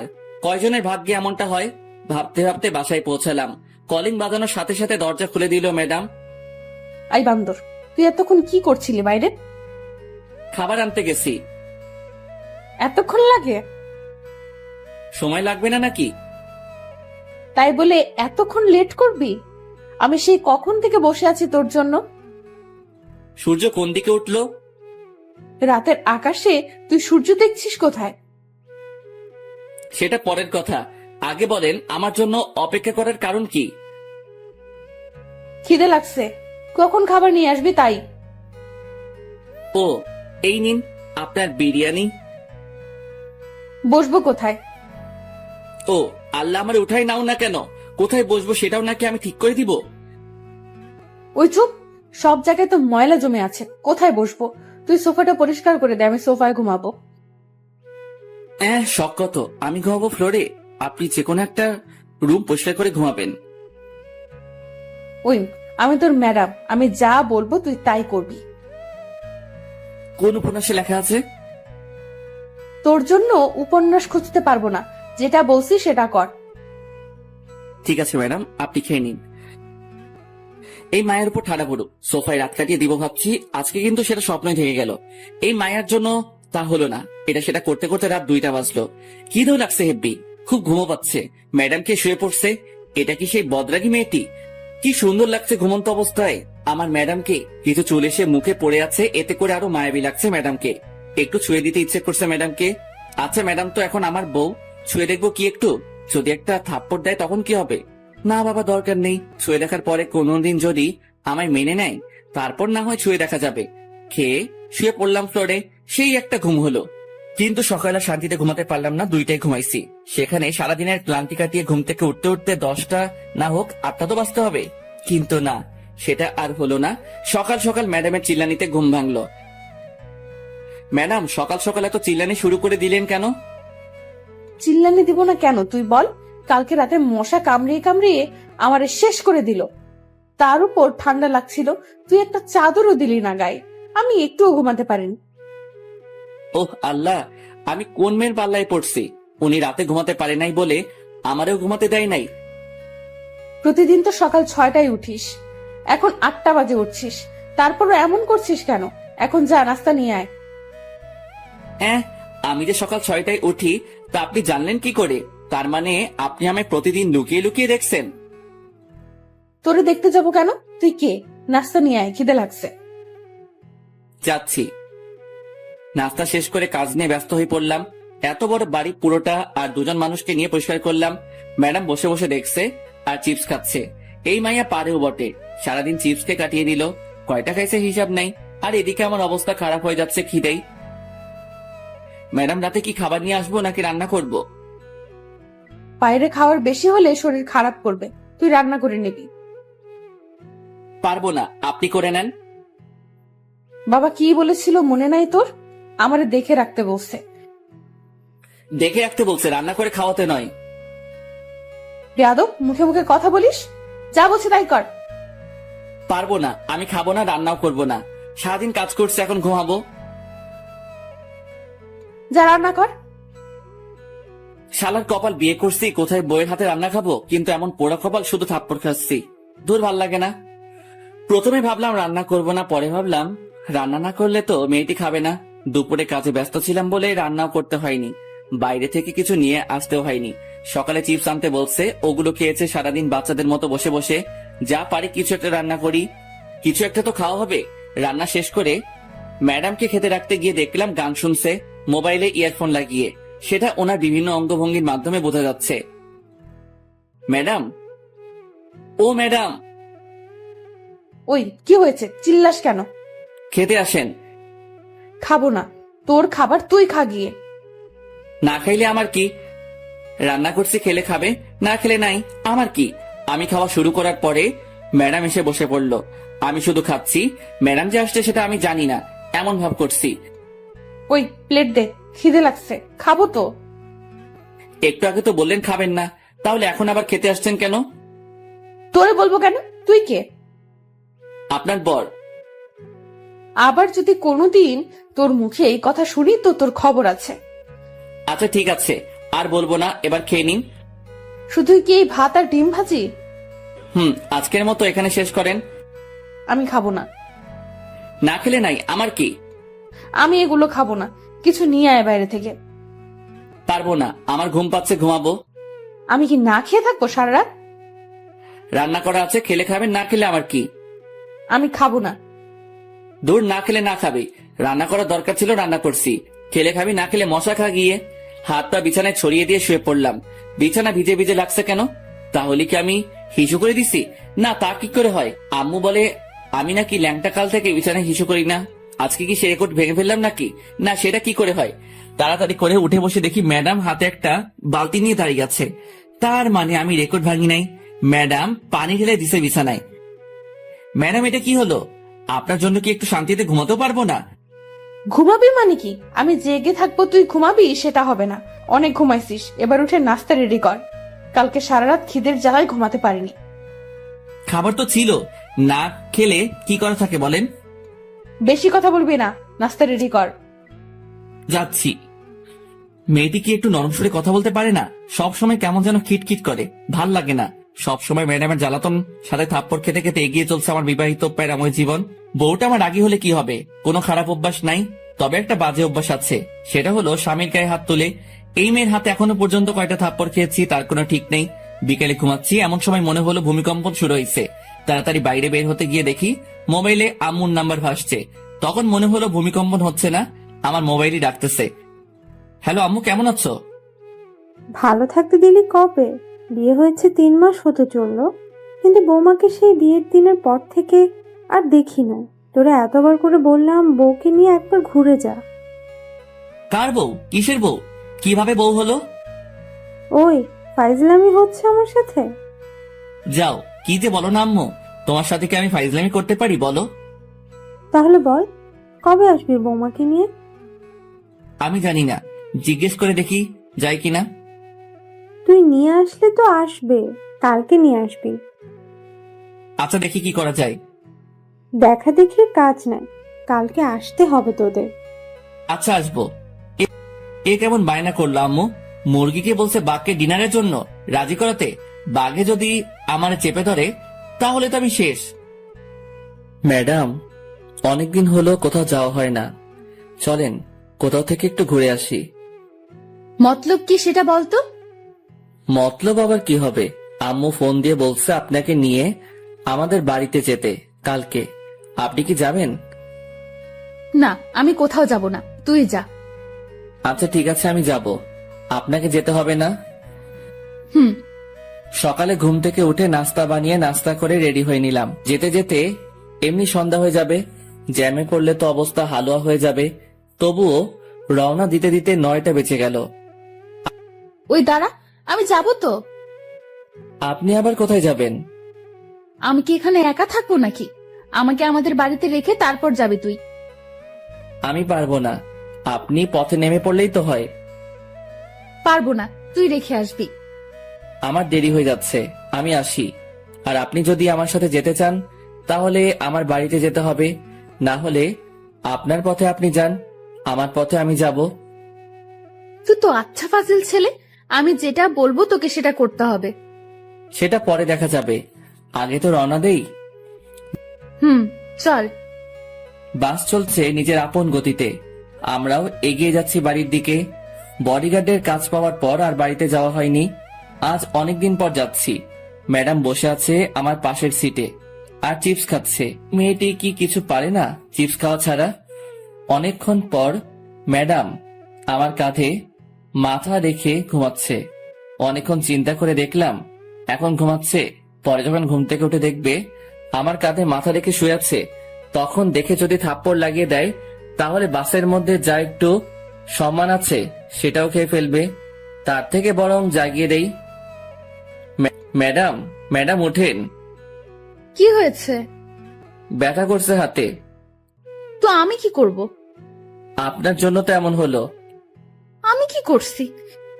আপনি যদি আমার কাঁধে মাথা না রাখতেন তাহলে ব্যথাও হতো না। এই, তোর লজ্জা করে না? একটা মেয়ের মাথা কাঁধে রাখতে পারিস না? আমার কি ঠেকা পড়ছে যে আপনার মাথা আমার কাঁধে রাখবো? বেশি কথা বলিস কেন? চুপ থাকতে পারিস না? না, পারি না। আবার কথা বলিস মুখে মুখে। এই তালা দিলাম মুখে, আর কোনো কথা বলবো না। বাড়িতে আসতে আসতে 7টা বেজে গেল। পথে একটু কথাও হয়নি ম্যাডামের সাথে। কখন যে বাসার দরজায় এসে দাঁড়িয়েছি নিজেই জানি না। কি রে, কি ভাবছিস? ওহ আম্মু, তুমি? আমি হব নাকি ভূত হবে নাকি? না, তেমনটা না। আমার বৌমাকে নিয়ে আসছিস তো? তোমার বৌমা কোথায় পাবো? পিছনে দাঁড়িয়ে আছে যে, ওটা কে? ভূত মনে হয়, তাকিয়ে দেখো। কি, তুই আমার বৌমাকে ভূত বললি? তোর আজকে খাওয়া বন্ধ। খাওয়ার এত শখ নাই, তুমি তোমার বৌমাকে নিয়ে খাওয়াও। আসো মা, ভিতরে আসো। এটা কি হলো? ম্যাডাম তো চলে এলো। মাইয়া জাতি বড় অদ্ভুত জাতি। সকালে কত ভেজাল করলো এই মাইয়া এখানে আসবে না বলে, আর এখন কত সহজে আম্মুর সাথে হাসি খুশি চললো। মনে হচ্ছে না মেয়েটি রাগী বদমেজাজি। রোমিও, খেতে আয়। খাবো না, তুমি খাও তোমার বৌমাকে নিয়ে। রোমিও, আয় বাবা, অনেকদিন হলো একসাথে বসে খাওয়া হয়নি। না না, খাবো না, তোমাদের বৌমা আসছে, ওরে নিয়ে খাও। ওই, বেশি বাড়াবাড়ি করবি তো খাওয়ার পাবি না। এই না, তা কি করে হয় আম্মু? তা যদি না হয় তাহলে খেতে আয়। আসছি, হাফ মিনিট দাঁড়াও। দাঁড়ানোর সময় নাই, এই তো আসছি। বসে পড়। এত আয়োজন কখন করলে আম্মু? আমার বৌমা আসবে আর আমি কিছুই রান্না করব না নাকি? আমার জন্য তো কোনোদিন এত কিছু করনি, আজ বৌমা আসছে বলে এত কিছু? আবার যদি শুনি আমার বৌমাকে নিয়ে কোনো কথা বলিস তাহলে তোর কপালে কিছুই জুটবে না। এবার বল, কি করবি? কিছুই বলবো না আর, এই চুপ করলাম। বাপরে বাপ, এ কেমন বিচার!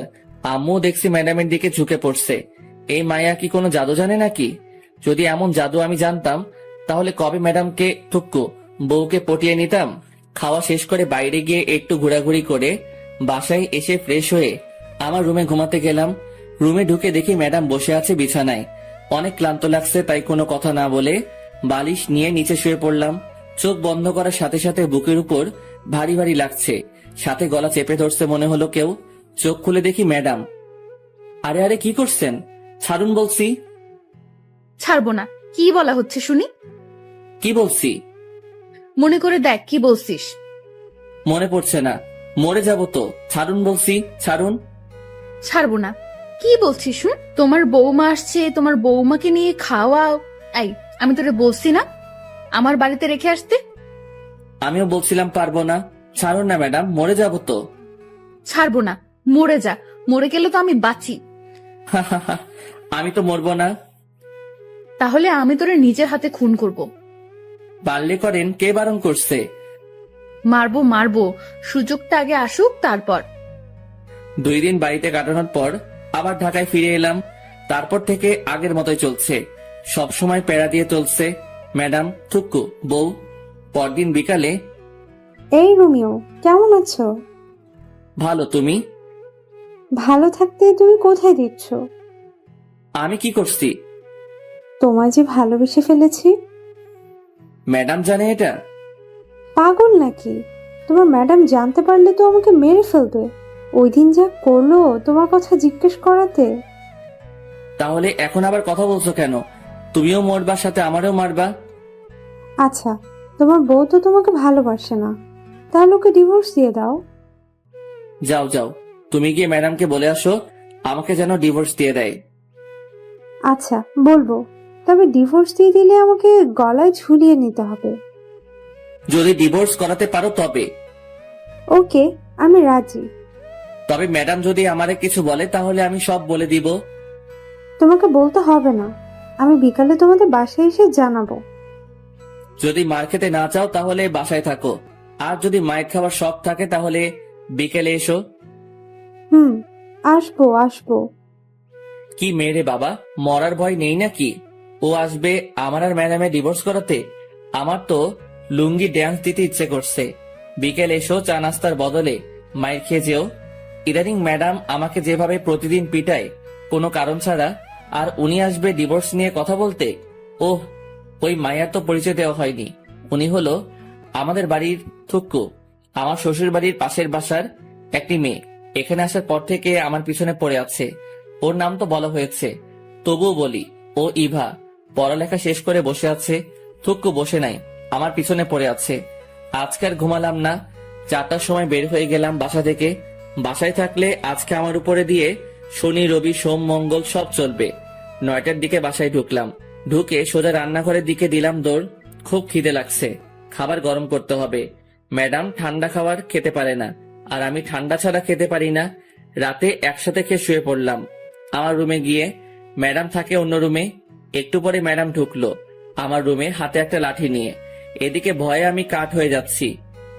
আই, এদিকে আয়। কেন ম্যাডাম? কাজ আছে, আয়। কি কাজ তাড়াতাড়ি বলেন, আমি ঘুমাবো। তোর ঘুম পাড়াচ্ছি, দাঁড়া। আরে আরে ম্যাডাম, আমাকে মারছেন কেন? আমি কি করছি? তুই পাশের বাসার রিভা পেতনিকে কি বলছিস? বিশ্বাস করেন ম্যাডাম, আমি কিছু বলি নাই। তাহলে ও কি আমার বোকা বানাইছে? হতে পারে। তার মানে তুই বলতে চাচ্ছিস আমি বোকা? সেটা কখন বললাম? তাহলে কি বলছিস? কিছু বলি নাই। আবার মিথ্যা কথা বলছিস? তোরে তো আজকে শেষ করে দিব। আমি কিছু করি নাই তো ম্যাডাম, সব দোষ ওই ইভার। ইভা, তুই ওরে বলিস নাই আমার ডিভোর্স দিয়ে ওরে বিয়ে করবি? বলিস নাই? ম্যাডাম আমি এটা বলি নাই, ও আপনাকে মিথ্যা বলছে। তুই বলছিস, আমি লুকিয়ে লুকিয়ে সব শুনছি। কি? আপনি এমন কেন ম্যাডাম? লুকিয়ে লুকিয়ে অন্যের কথা শুনছেন, এটা ঠিক না। তুই আমারে কোনটা ঠিক আর কোনটা ঠিক না সেটা শিখাইতে আসবি না, আমি সব জানি। জানলে ভালো। এখন আমি ঘুমাবো, অনেক মাইর খাইছি। কি? তুই ঘুমাবি? হুম। তোরে আমি ঘুমাতে দিব না। তোর কাজ হলো আজকে সারা রাত আমাকে পাহারা দেওয়া। পারবো না। না পারলে আবার শুরু করব, তখন বুঝবি। আবার শুরু করার দরকার নেই, আমি রাজি। চল। হুম। বাইরে না, রুমের ভেতর এসে পাহারা দিবি। ভিতরে কেন? বাইরে থেকে দিলে কি হবে? যেটা বলছি সেটা কর। হুম। ঘুমে মাথাটা কেমন করছে, আর এই মাইয়া দাঁত বের করে হাসছে। ইচ্ছে করছে ঘুষি মেরে দাঁত ভেঙে দেই। দেখ দেখ, দাঁত খেলাচ্ছে আবার। এ ম্যাডাম, এই চিল্লাচ্ছিস কেন? আমি ঘুমাবো। তোরে ঘুমাতে দিচ্ছে কে? এটা তোর শাস্তি। আমি কি অপরাধ করছি? তুই ইভার সাথে কথা বলছিস, সাথে ওরে পাঠাইছিস ও যেন আমাকে বলে আমি যেন তোকে ডিভোর্স দিয়ে দিই। কি? ও আমাকে বলছে তোমার বউ তো তোমাকে ভালোবাসে না, আমি তোমাদের ডিভোর্স করিয়ে দিব। আবার এটাও বলছে যে ও যদি ডিভোর্স করিয়ে দিতে পারে তাহলে আমি যেন ওকে গলায় ঝুলিয়ে নেই। কি? এটা বলছে তোরে? আর তুইও রাজি হয়ে গেছিস? রাজি হয়নি তো, শুধু বলছি পারলে ডিভোর্স করাও। তবে রে হারামি, আজ তোর একদিন কি আমার যতদিন লাগে লাগুক, তোর শেষ করে ফেলবো। চিচি, বরকে কেউ এভাবে মারে? এত শক্তি আসলো কিভাবে? উফ, কি ব্যথা! এত মেরেও যদি ঘুমাতে দিত তাহলে ভালো হতো, কিন্তু মহারানী সেটা করলো না। উল্টা সারা রাত নিজেও ঘুমায়নি, আমাকেও ঘুমাতে দেয় নাই। ভোর 5টার দিকে ঘুমিয়ে পড়লাম। ঘুম থেকে উঠে দেখি ম্যাডাম নেই। সারা বাড়ি খুঁজেও যখন পেলাম না, তখন ছাদে গিয়ে দেখি ইবার সাথে লাগছে। মাথায় ঢুকছে না আমাকে নিয়ে এত ঝগড়া করছে কেন। আমাকে ম্যাডাম নিজে তো স্বামী মানতে চায় না, তাহলে কি দরকার ইবার সাথে ঝগড়া করার আমাকে নিয়ে? রোমিও, তুমি কি বলছো? এই পেতনিটা কে? কি? আমি পেতনি? তোর 14 গোষ্ঠী পেতনি। তোরে যদি আর একদিন দেখি আমার বরের দিকে নজর দিতে, তাহলে তোর চোখ তুলে ফেলবো। আমিও শেষবারের মতো বলছি, ওরা ডিভোর্স দিয়ে দাও। আমি কেন আমার বরকে ডিভোর্স দিব? কারণ আমি রোমিওকে ভালোবাসি। তোর ভালোবাসা বের করছি, দাঁড়া। এখনো সময় আছে, ওর পিছু ছেড়ে দে। এবার কি হচ্ছে এসব? তুমি কেন আমাদের ডিভোর্স করতে চাচ্ছ? আমি কি কোনোদিন বলছি তোমাকে ভালোবাসি? শুধু শুধু কেন অশান্তি করছো? ডিভোর্স দেওয়া না দেওয়া সেটা আমাদের দুজনের ব্যাপার। আশা করি আমাদের মাঝে তুমি ঢুকতে আসবে না আর। তুই এখানে কেন এসেছিস? চল ভেতরে চল, তোর ব্যবস্থা করছি। টেনে ভিতরে নিয়ে গেল। রুমে ঢুকিয়ে দরজা বন্ধ করে দিল বাইরে থেকে। খিদের জ্বালায় বাঁচি না। ম্যাডাম ছেড়ে দিন না আমাকে, নাস্তা রেডি করব, খিদে লাগছে। ছাড়াছাড়ির কোনো কথা নাই, তুই আজ থেকে এই রুমে বন্ধ থাকবি। নাস্তা বানাবে কে? আমি বানাবো। রান্না করবে কে? আমি করব। ঝাড়ু দিবে কে? আমি দিব। কাপড় কাচবে কে? আমি। ইস, ঢং দেখে বাঁচি না। পারেন তো শুধু শার্ট প্যান্ট পরতে, আর আমারে ধোলাই করতে। কি? কি বললি তুই? তোর খাওয়া বন্ধ আজ থেকে। ইয়াক থু, আপনি রান্না করতে পারেন নাকি যে আপনার রান্না খাবো? তোরে আমি মেরে ফেলবো। না মেরে ইভাকে দিয়ে দিন। আবার সেই ভাত? তোর মুখে কি আর কোনো নাম নেই? আছে তো। কে সে? আনন। তবে রে, তোর খাওয়া বন্ধ বলছি, বন্ধ। খাবো না। এসব কি হচ্ছে? কিছুই তো মাথা 16 জিবি মেমোরিতে ঢুকতেছে না। ম্যাডাম কি আমার উপর দুর্বল হয়ে পড়ছে? এটা কি করে সম্ভব? আমি কোথায় আর ম্যাডাম কোথায়? ম্যাডাম কি আমাকে ভালোবেসে ফেলেছে নাকি? যদি ভালো না বাসে তাহলে ইবার সাথে ঝগড়া কেন করছে আমাকে নিয়ে? তবে কি ম্যাডাম আমাকে ভালোবাসে? ম্যাডামের কোনো সারা শব্দ নেই। ম্যাডাম কি করছে দেখা দরকার, কিন্তু কিভাবে দেখবো? ম্যাডাম তো বাইরে থেকে দরজা বন্ধ করে দিছে। কি করা যায়? পাইছি, জানালা দিয়ে বের হব, কিন্তু কিভাবে? অবশেষে অনেক কষ্টের পর জানালা দিয়ে বের হয়ে ছাদে পৌঁছালাম। এবার দেখার পালা ম্যাডাম কি করে। চুপি চুপি এসে সোফার পিছনে লুকিয়ে পড়লাম। ম্যাডামকে কোথাও দেখছি না। একটু পরে দরজা খুলে বাসায় ঢুকলো হাতে কয়েকটা প্যাকেট নিয়ে। তারপর গিয়ে ফ্রেশ হয়ে এসে প্লেট নিয়ে আমাকে যে রুমে বন্ধ করে রাখছে সেই রুমে দরজায় গিয়ে বসে খাবার বের করছে। এইদিকে আমার অবস্থা খারাপ হয়ে যাচ্ছে খিদায়। চোখের সামনে গরম গরম বিরিয়ানি দেখে খিদের পরিমাণ আরো 3 গুণ বেড়ে গেল।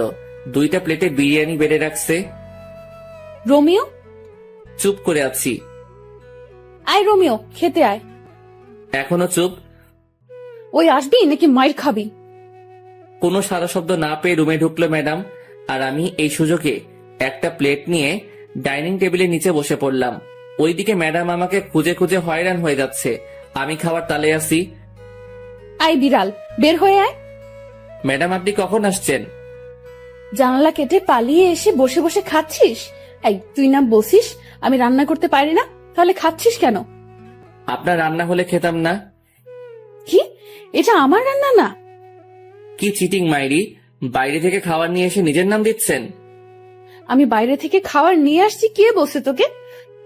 আমি দেখছি। তবে রে বান্দর পোলা। ম্যাডাম, এটা কি হলো? কি হয়েছে? আপনার নজর খারাপ হয়ে যাচ্ছে ম্যাডাম। কি কি করছি আমি যে আমার নজর খারাপ হয়ে গেল? একটু আগে যেটা করলেন এটা কি ঠিক করছেন? তুই আজ থেকে আমার সাথে কথা বলবি না। অন্য মেয়েদের সাথে টাঙ্কি মারতে পারিস, তখন কিছু হয় না, আর এখন আমি তোকে একটা কিস দেওয়ায় বলছি আমার নজর খারাপ? কোনোদিনও তোর সাথে কথা বলবো না, তুইও কথা বলতে আসবি না। বলবো না। আপনি কোন দিন কি আমাকে স্বামী সম্মান দিছেন? দেন নাই। কথায় কথায় থাপ্পড় মারতেন, এটা করতেন সেটা করতেন, কথায় কথায় অপমান করতেন। আমি কোনোদিন আপনার কোনো কিছুতে বাধা দেই নাই, আপনিও আমার কোনো কিছুতে বাধা দিবেন না। আজ থেকে আপনার মতো আপনি থাকবেন আর আমার মতো আমি। এটা কি হলো? যা হওয়ার হয়েছে, এত কিছু ভাবার সময় নাই। পেট ভরে গেছে, এখন একটু পাসপোর্ট অফিস থেকে আসি।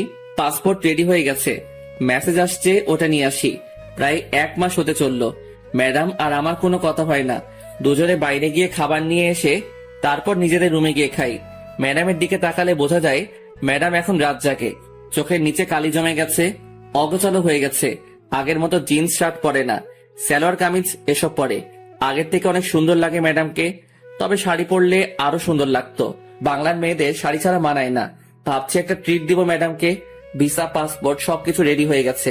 সৌদি চলে যাব, আমার বেস্ট ফ্রেন্ড ওখানে থাকে, ও সব ব্যবস্থা করছে।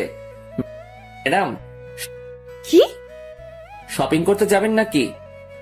যাব না। আর কিন্তু সুযোগ পাবেন না। আবার বলছি, শপিং করতে যাবেন? যাব, নিয়ে চল। চলুন। যাক, যেতে রাজি হয়েছে। দুজনে একসাথে বের হলাম। রিক্সার জন্য দাঁড়িয়ে আছি, এমন সময় দেখি ইভা আসছে। ইভা যদি কিছু বলে এখন, তাহলে আমার আর রক্ষা নাই। এই জান, শোনো না, রাতে ফোন দিলে ছাদে এসো, দুজনে একসাথে যাতে। যেখানে বাঘের ভয় সেখানে সন্ধ্যা হয়। কি দরকার ছিল এটা বলার? ফাজিল মাইয়া, লুইচ্চা মাইয়া, কি মজা পাই বুঝি না এমন করে। ম্যাডাম, শপিং করতে যাবেন না? দাঁড়া, তোর শপিং বের করছি। তোর ইভাকে শপিং করিয়ে দে, যা। আজ থেকে তোর সাথে আমার কোনো সম্পর্ক নাই। তুই লুকিয়ে লুকিয়ে অন্য মেয়ের সাথে কথা বলিস। ম্যাডাম, আমার কোনো সম্পর্ক নাই কারোর সাথে।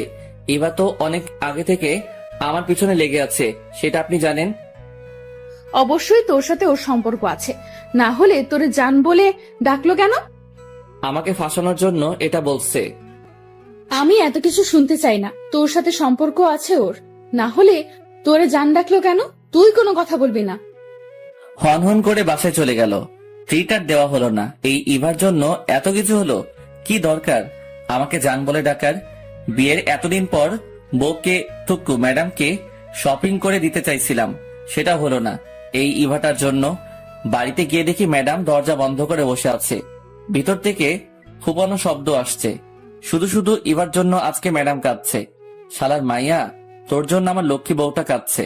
ইচ্ছে করছে ইভা মায়াটারে মেরে নাক ভেঙে দেই। ম্যাডাম, খেতে আসুন। খাবো না, তুই খা তোর ইভাকে নিয়ে। ম্যাডাম, বিশ্বাস করেন, ওই মাইয়া এটা আপনাকে রাগানোর জন্য বলছে। আমি শিওর। তোরে আমি বিশ্বাস করি না। আমি যে ভালো না সেটা আমি জানি। এবার খেতে আসুন। খাবো না বলছি, খাবো না। আবার যদি খেতে ডাকিস তাহলে তোর খবর আছে। আচ্ছা ঠিক আছে, ডাকবো না। তবে আন্টি ফোন নিয়ে যেতে বলছে, যাবেন নাকি? সেটা দেখা যাবে, তুই কোনো কথা বলবি না। আমার এত ঠেকা পড়ে নাই আপনার সাথে কথা বলতে।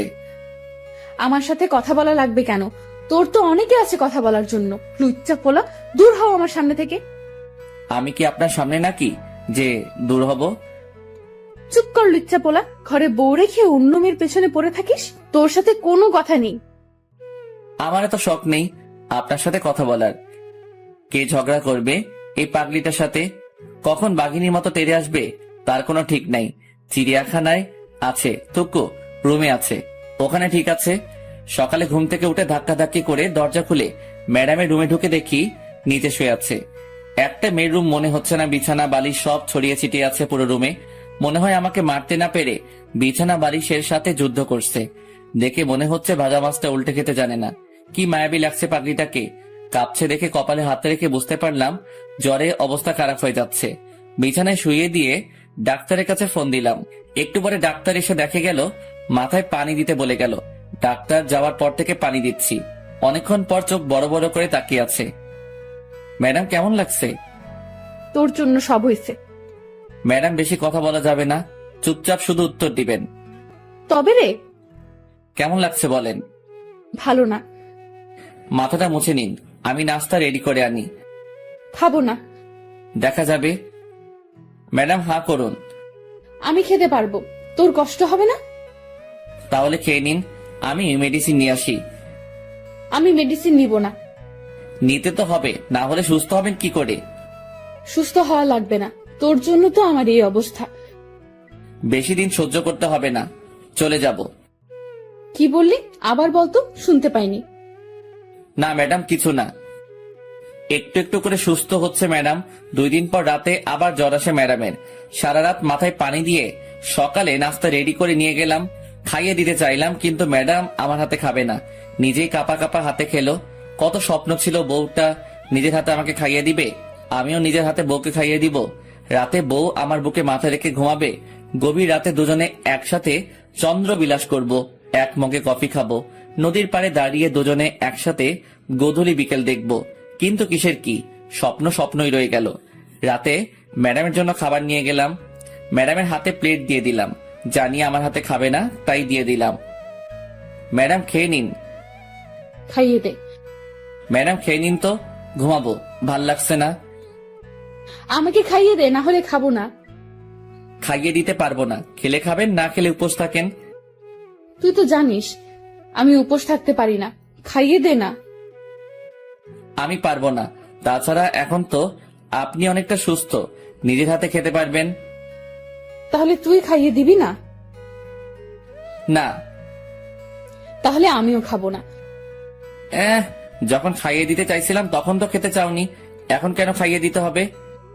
সেটা আমার ব্যাপার, তুই খাইয়ে দিবি কিনা বল। আচ্ছা বাবা ঠিক আছে, আমি খাইয়ে দিচ্ছি, হা করেন। এই তো লক্ষ্মী বর আমার। দরকার নেই আপনার বর হওয়ার। অন্য কারো হতে যা, তারপর দেখবি আমি কি করি। বক বক না করে খেয়ে নিন তো। খাচ্ছি তো। ম্যাডাম আপনি তো এখন সুস্থ। তো আন্টি ফোন দিয়ে বলছে যেতে। তো যেতে হবে, আমাকে বাড়িতে যেতে হবে আপনাকে রেখে। তুই যাবি না? যাবো তো, চলেন কালকে রওনা দেই।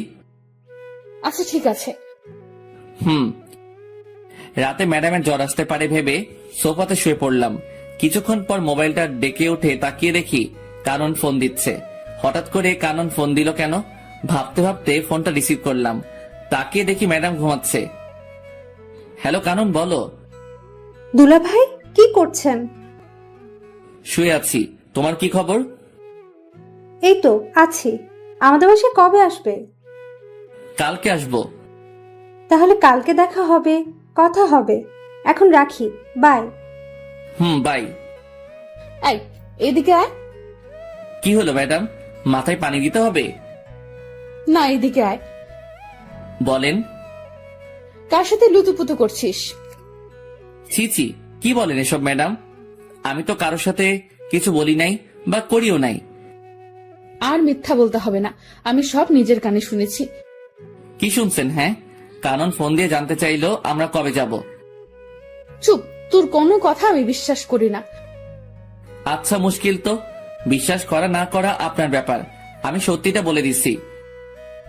তুই কালকে আমাকে আমাদের বাড়িতে রেখে আসবি। থাকবো না তোর সাথে। আচ্ছা ঠিক আছে। সকালে ঘুম থেকে উঠে নাস্তা করে বেরিয়ে পড়লাম। সন্ধ্যায় গিয়ে শ্বশুর বাড়িতে পৌঁছালাম। সবার সাথে আড্ডা দিয়ে নিজের বাড়ির দিকে রওনা হলাম। বাড়িতে গিয়ে কয়েকটা দিন আব্বু আম্মুর সাথে কাটাবো। কিছু বন্ধু আছে, ওদের সাথে কিছু সময় কাটাবো। কখন আবার দেখা হবে। রাতে কে শুয়ে পড়লাম। আব্বু আম্মুও জানে আমি যে চলে যাব, তবে ম্যাডামদের বাসার কেউ এখনো বিষয়টা জানে না। ভাবছি যেদিন ফ্লাইট সেদিন জানাবো। 30 তারিখে রাত 2টার সময় ফ্লাইট, সবকিছু ঠিকঠাক। ইচ্ছা ছিল যেদিন যাব সেদিনই ম্যাডামকে জানাবো, সবাইকে জানাবো। কিন্তু এত খুশি লাগছে যে কি বলবো, তাই ফোন দিলাম। আসসালামু আলাইকুম আন্টি। ওয়ালাইকুম আসসালাম। কেমন আছো বাবা? জি আন্টি ভালো, আপনি কেমন আছেন? আমিও ভালো। তবে তুমি কিন্তু খুব খারাপ একটা কাজ করছো। ওদিন না থেকে চলে গেলে কেন? আন্টি বাড়িতে একটু কাজ ছিল। আন্টি যে কথা বলার জন্য ফোন দিছি তা হলো 30 তারিখে রাত 2টার সময় আমার ফ্লাইট। কি বলছো এসব? আজকে আমাকে জানাচ্ছ সবকিছু ঠিক করে? আগে জানাইনি তো কি হয়েছে, এখন তো জানতে পারছেন। ম্যাডাম জানে না, ওনাকে জানিয়ে দিয়েন। তার মানে আমরা কেউ জানি না? না আন্টি, কাউকে বলা হয়নি। যা, এটা কি হলো? লাইন কেটে দিল কেন? জানানোর প্রয়োজন ছিল, জানিয়ে দিয়েছি। আজ সেই কাঙ্ক্ষিত দিন। আজকে আমি উড়াল দিব আমার স্বপ্নের দেশ সৌদি। সবাইকে বিদায় জানিয়ে গাড়িতে উঠে বসলাম। সাথে 2 হৃদয় অ্যান্ড অভি। রাত 11:30টায় সবকিছু শেষে বিমানের দিকে পা বাড়ালাম। ঠিক সেই সময় কেউ একজন পিছন থেকে আমার হাত টেনে ধরলো। তাকিয়ে দেখি আঙ্কেল। আঙ্কেল আপনি এখানে কেন? আমি এখানে কেন সেটা তুমি পরে জানতে পারবে, এখন আমার সাথে এসো। আঙ্কেল আমি কোথাও যেতে পারবো না, একটু পরে আমার ফ্লাইট। কোথাও যাওয়া হবে না তোমার। কি ভেবেছো তুমি আমাদের কিছু না জানিয়ে চলে যাবে? আমি তো আন্টিকে জানিয়েছি। সেটা জানাইছো জানি, তুমি কেন সৌদি যেতে চাও সেটা বলো। আঙ্কেল দেশে থাকতে ভালো লাগছে না। তাছাড়া আমার কোনো পড়ালেখাও নাই যে আমি কোনো চাকরি করব, তাই বিদেশে পাড়ি জমাচ্ছি। সেখানে আমার বন্ধুর সাথে একসাথে থাকবো। আমি তোমাকে কাজ দিব, এখন চলো। কিন্তু কোনো কিন্তু না। তোমার আন্টি জানালো তোমার ফ্লাইট রাত 2টায়। আমিও 10টার সময় দেশে এসেছি, তারপর তোমার জন্য বসে আছি এখানে। আমি তো কোন এয়ারপোর্ট দিয়ে যাব সেটা বলিনি। চট্টগ্রাম আর ঢাকা, এই 2টার একটা দিয়ে তুমি যাবে আমি জানতাম, তাই চট্টগ্রাম এয়ারপোর্টে তোমার ছবি পাঠিয়ে দিয়েছি। ওখান দিয়ে তুমি যেতে পারবে না, তোমাকে আটকাবে, আর এখানে আমি বসে আছি। তাহলে কি আমার যাওয়া হবে না? না, হবে না। এখন তুমি আমার সাথে বাসায় যাবে। কিন্তু কোনো কথা শুনতে চাই না। অবশেষে আমি আমার শ্বশুরের বাসায় ম্যাডামের রুমের সামনে দাঁড়িয়ে। এখানে আসার পর থেকে শুনছি ম্যাডাম রুম থেকে বের হচ্ছে না, খাচ্ছে না, শুধু কেঁদে যাচ্ছে আর বলছে রোমিওকে এনে দাও। কয়েকবার ডাকার পরও ম্যাডাম দরজা খুলছে না। তারপর আর কি, আমার দানবের মতো দেহটা দিয়ে ধাক্কা দিয়ে দরজা খুলে দেখি ম্যাডাম ফ্লোরে বসে আছে, চোখ দুটো লাল হয়ে আছে। ম্যাডাম আসবো? তাকিয়ে আছে, কোনো কথা বলছে না। ম্যাডাম কথা বলবেন নাকি চলে যাব? আরে ম্যাডাম কাঁদছেন কেন? আমি তো কোথাও যাইনি। কি করে ভাবলি আমি তোকে যেতে দিব? আমার কথা একবারও মনে পড়েনি? বল, আমাকে একা রেখে কেন চলে গেলি? কোথায় গেলাম? যেতে তো চাইছিলি, বল কেন এমন করলি? তোরে ছাড়া আমি থাকতাম কি করে বল? সেটা আমি কি করে বলবো? কি করে বলবি মানে? আমার বুকের বাপাসের জায়গা করে নিয়ে এখন বলছিস তুই কি করে বলবি? তুই জানিস না আমি তোরে ভালোবাসি? ম্যাডাম আপনার কিন্তু নজর খারাপ। হ্যাঁ, নজর খারাপ হয়েছে আমার। এমন একটা ছেলে চোখের সামনে থাকলে যে কোনো মেয়ের নজর খারাপ হবে। তাহলে এবার দোষ কি? তুই আবার ওই পেতনির নাম নিয়েছিস? তোরে আজকে কি আর করবেন? দেখ কি করি। উম্মুয়া। ম্যাডাম সত্যি বলছি, আপনার নজর পুরো খারাপ হয়ে গেছে। আমি তোর ম্যাডাম না, তোর বউ, ঠিক আছে? তাছাড়া নজর তো অন্য কারোর জন্য খারাপ হয়নি, আমার বরের জন্য খারাপ হয়েছে। তবে আমি কিন্তু একটা জিনিস খুব মিস করব। কি? থাপ্পড়। তোরে তো প্রতিদিন থাপ্পড় দিব। আমি রান্না করতে পারবো না আজ থেকে। আমি সব করব, তুই শুধু আমাকে ভালোবাসবি, আর কোনো মেয়ের দিকে তাকাতে পারবি না। ঠিক আছে মহারানী, আমি রাজি। আমাকে আজ থেকে তুমি করে বলবে। ভুলেও যেন ম্যাডাম ডাক না শুনি। আচ্ছা ঠিক আছে। দুলা ভাই, আপনাদের রোমান্স শেষ হলে এবার খেতে আসুন। খেয়ে শুয়ে পড়লাম। আমি আগে যে রুমে থাকতাম সেই রুমে। একটু পরে ম্যাডাম থুকু বউ আসলো। কি ভাবছো? ভাবছি বিয়ে করছি, বউ পাইছি, ভালোবাসাও পাইছি, কিন্তু কিন্তু আবার কি? বাসরাত তো পাইলাম না। তবে রে বান্দর বলা। এই বলে ম্যাডাম থুকু বউ আমাকে জড়িয়ে ধরলো। Light off.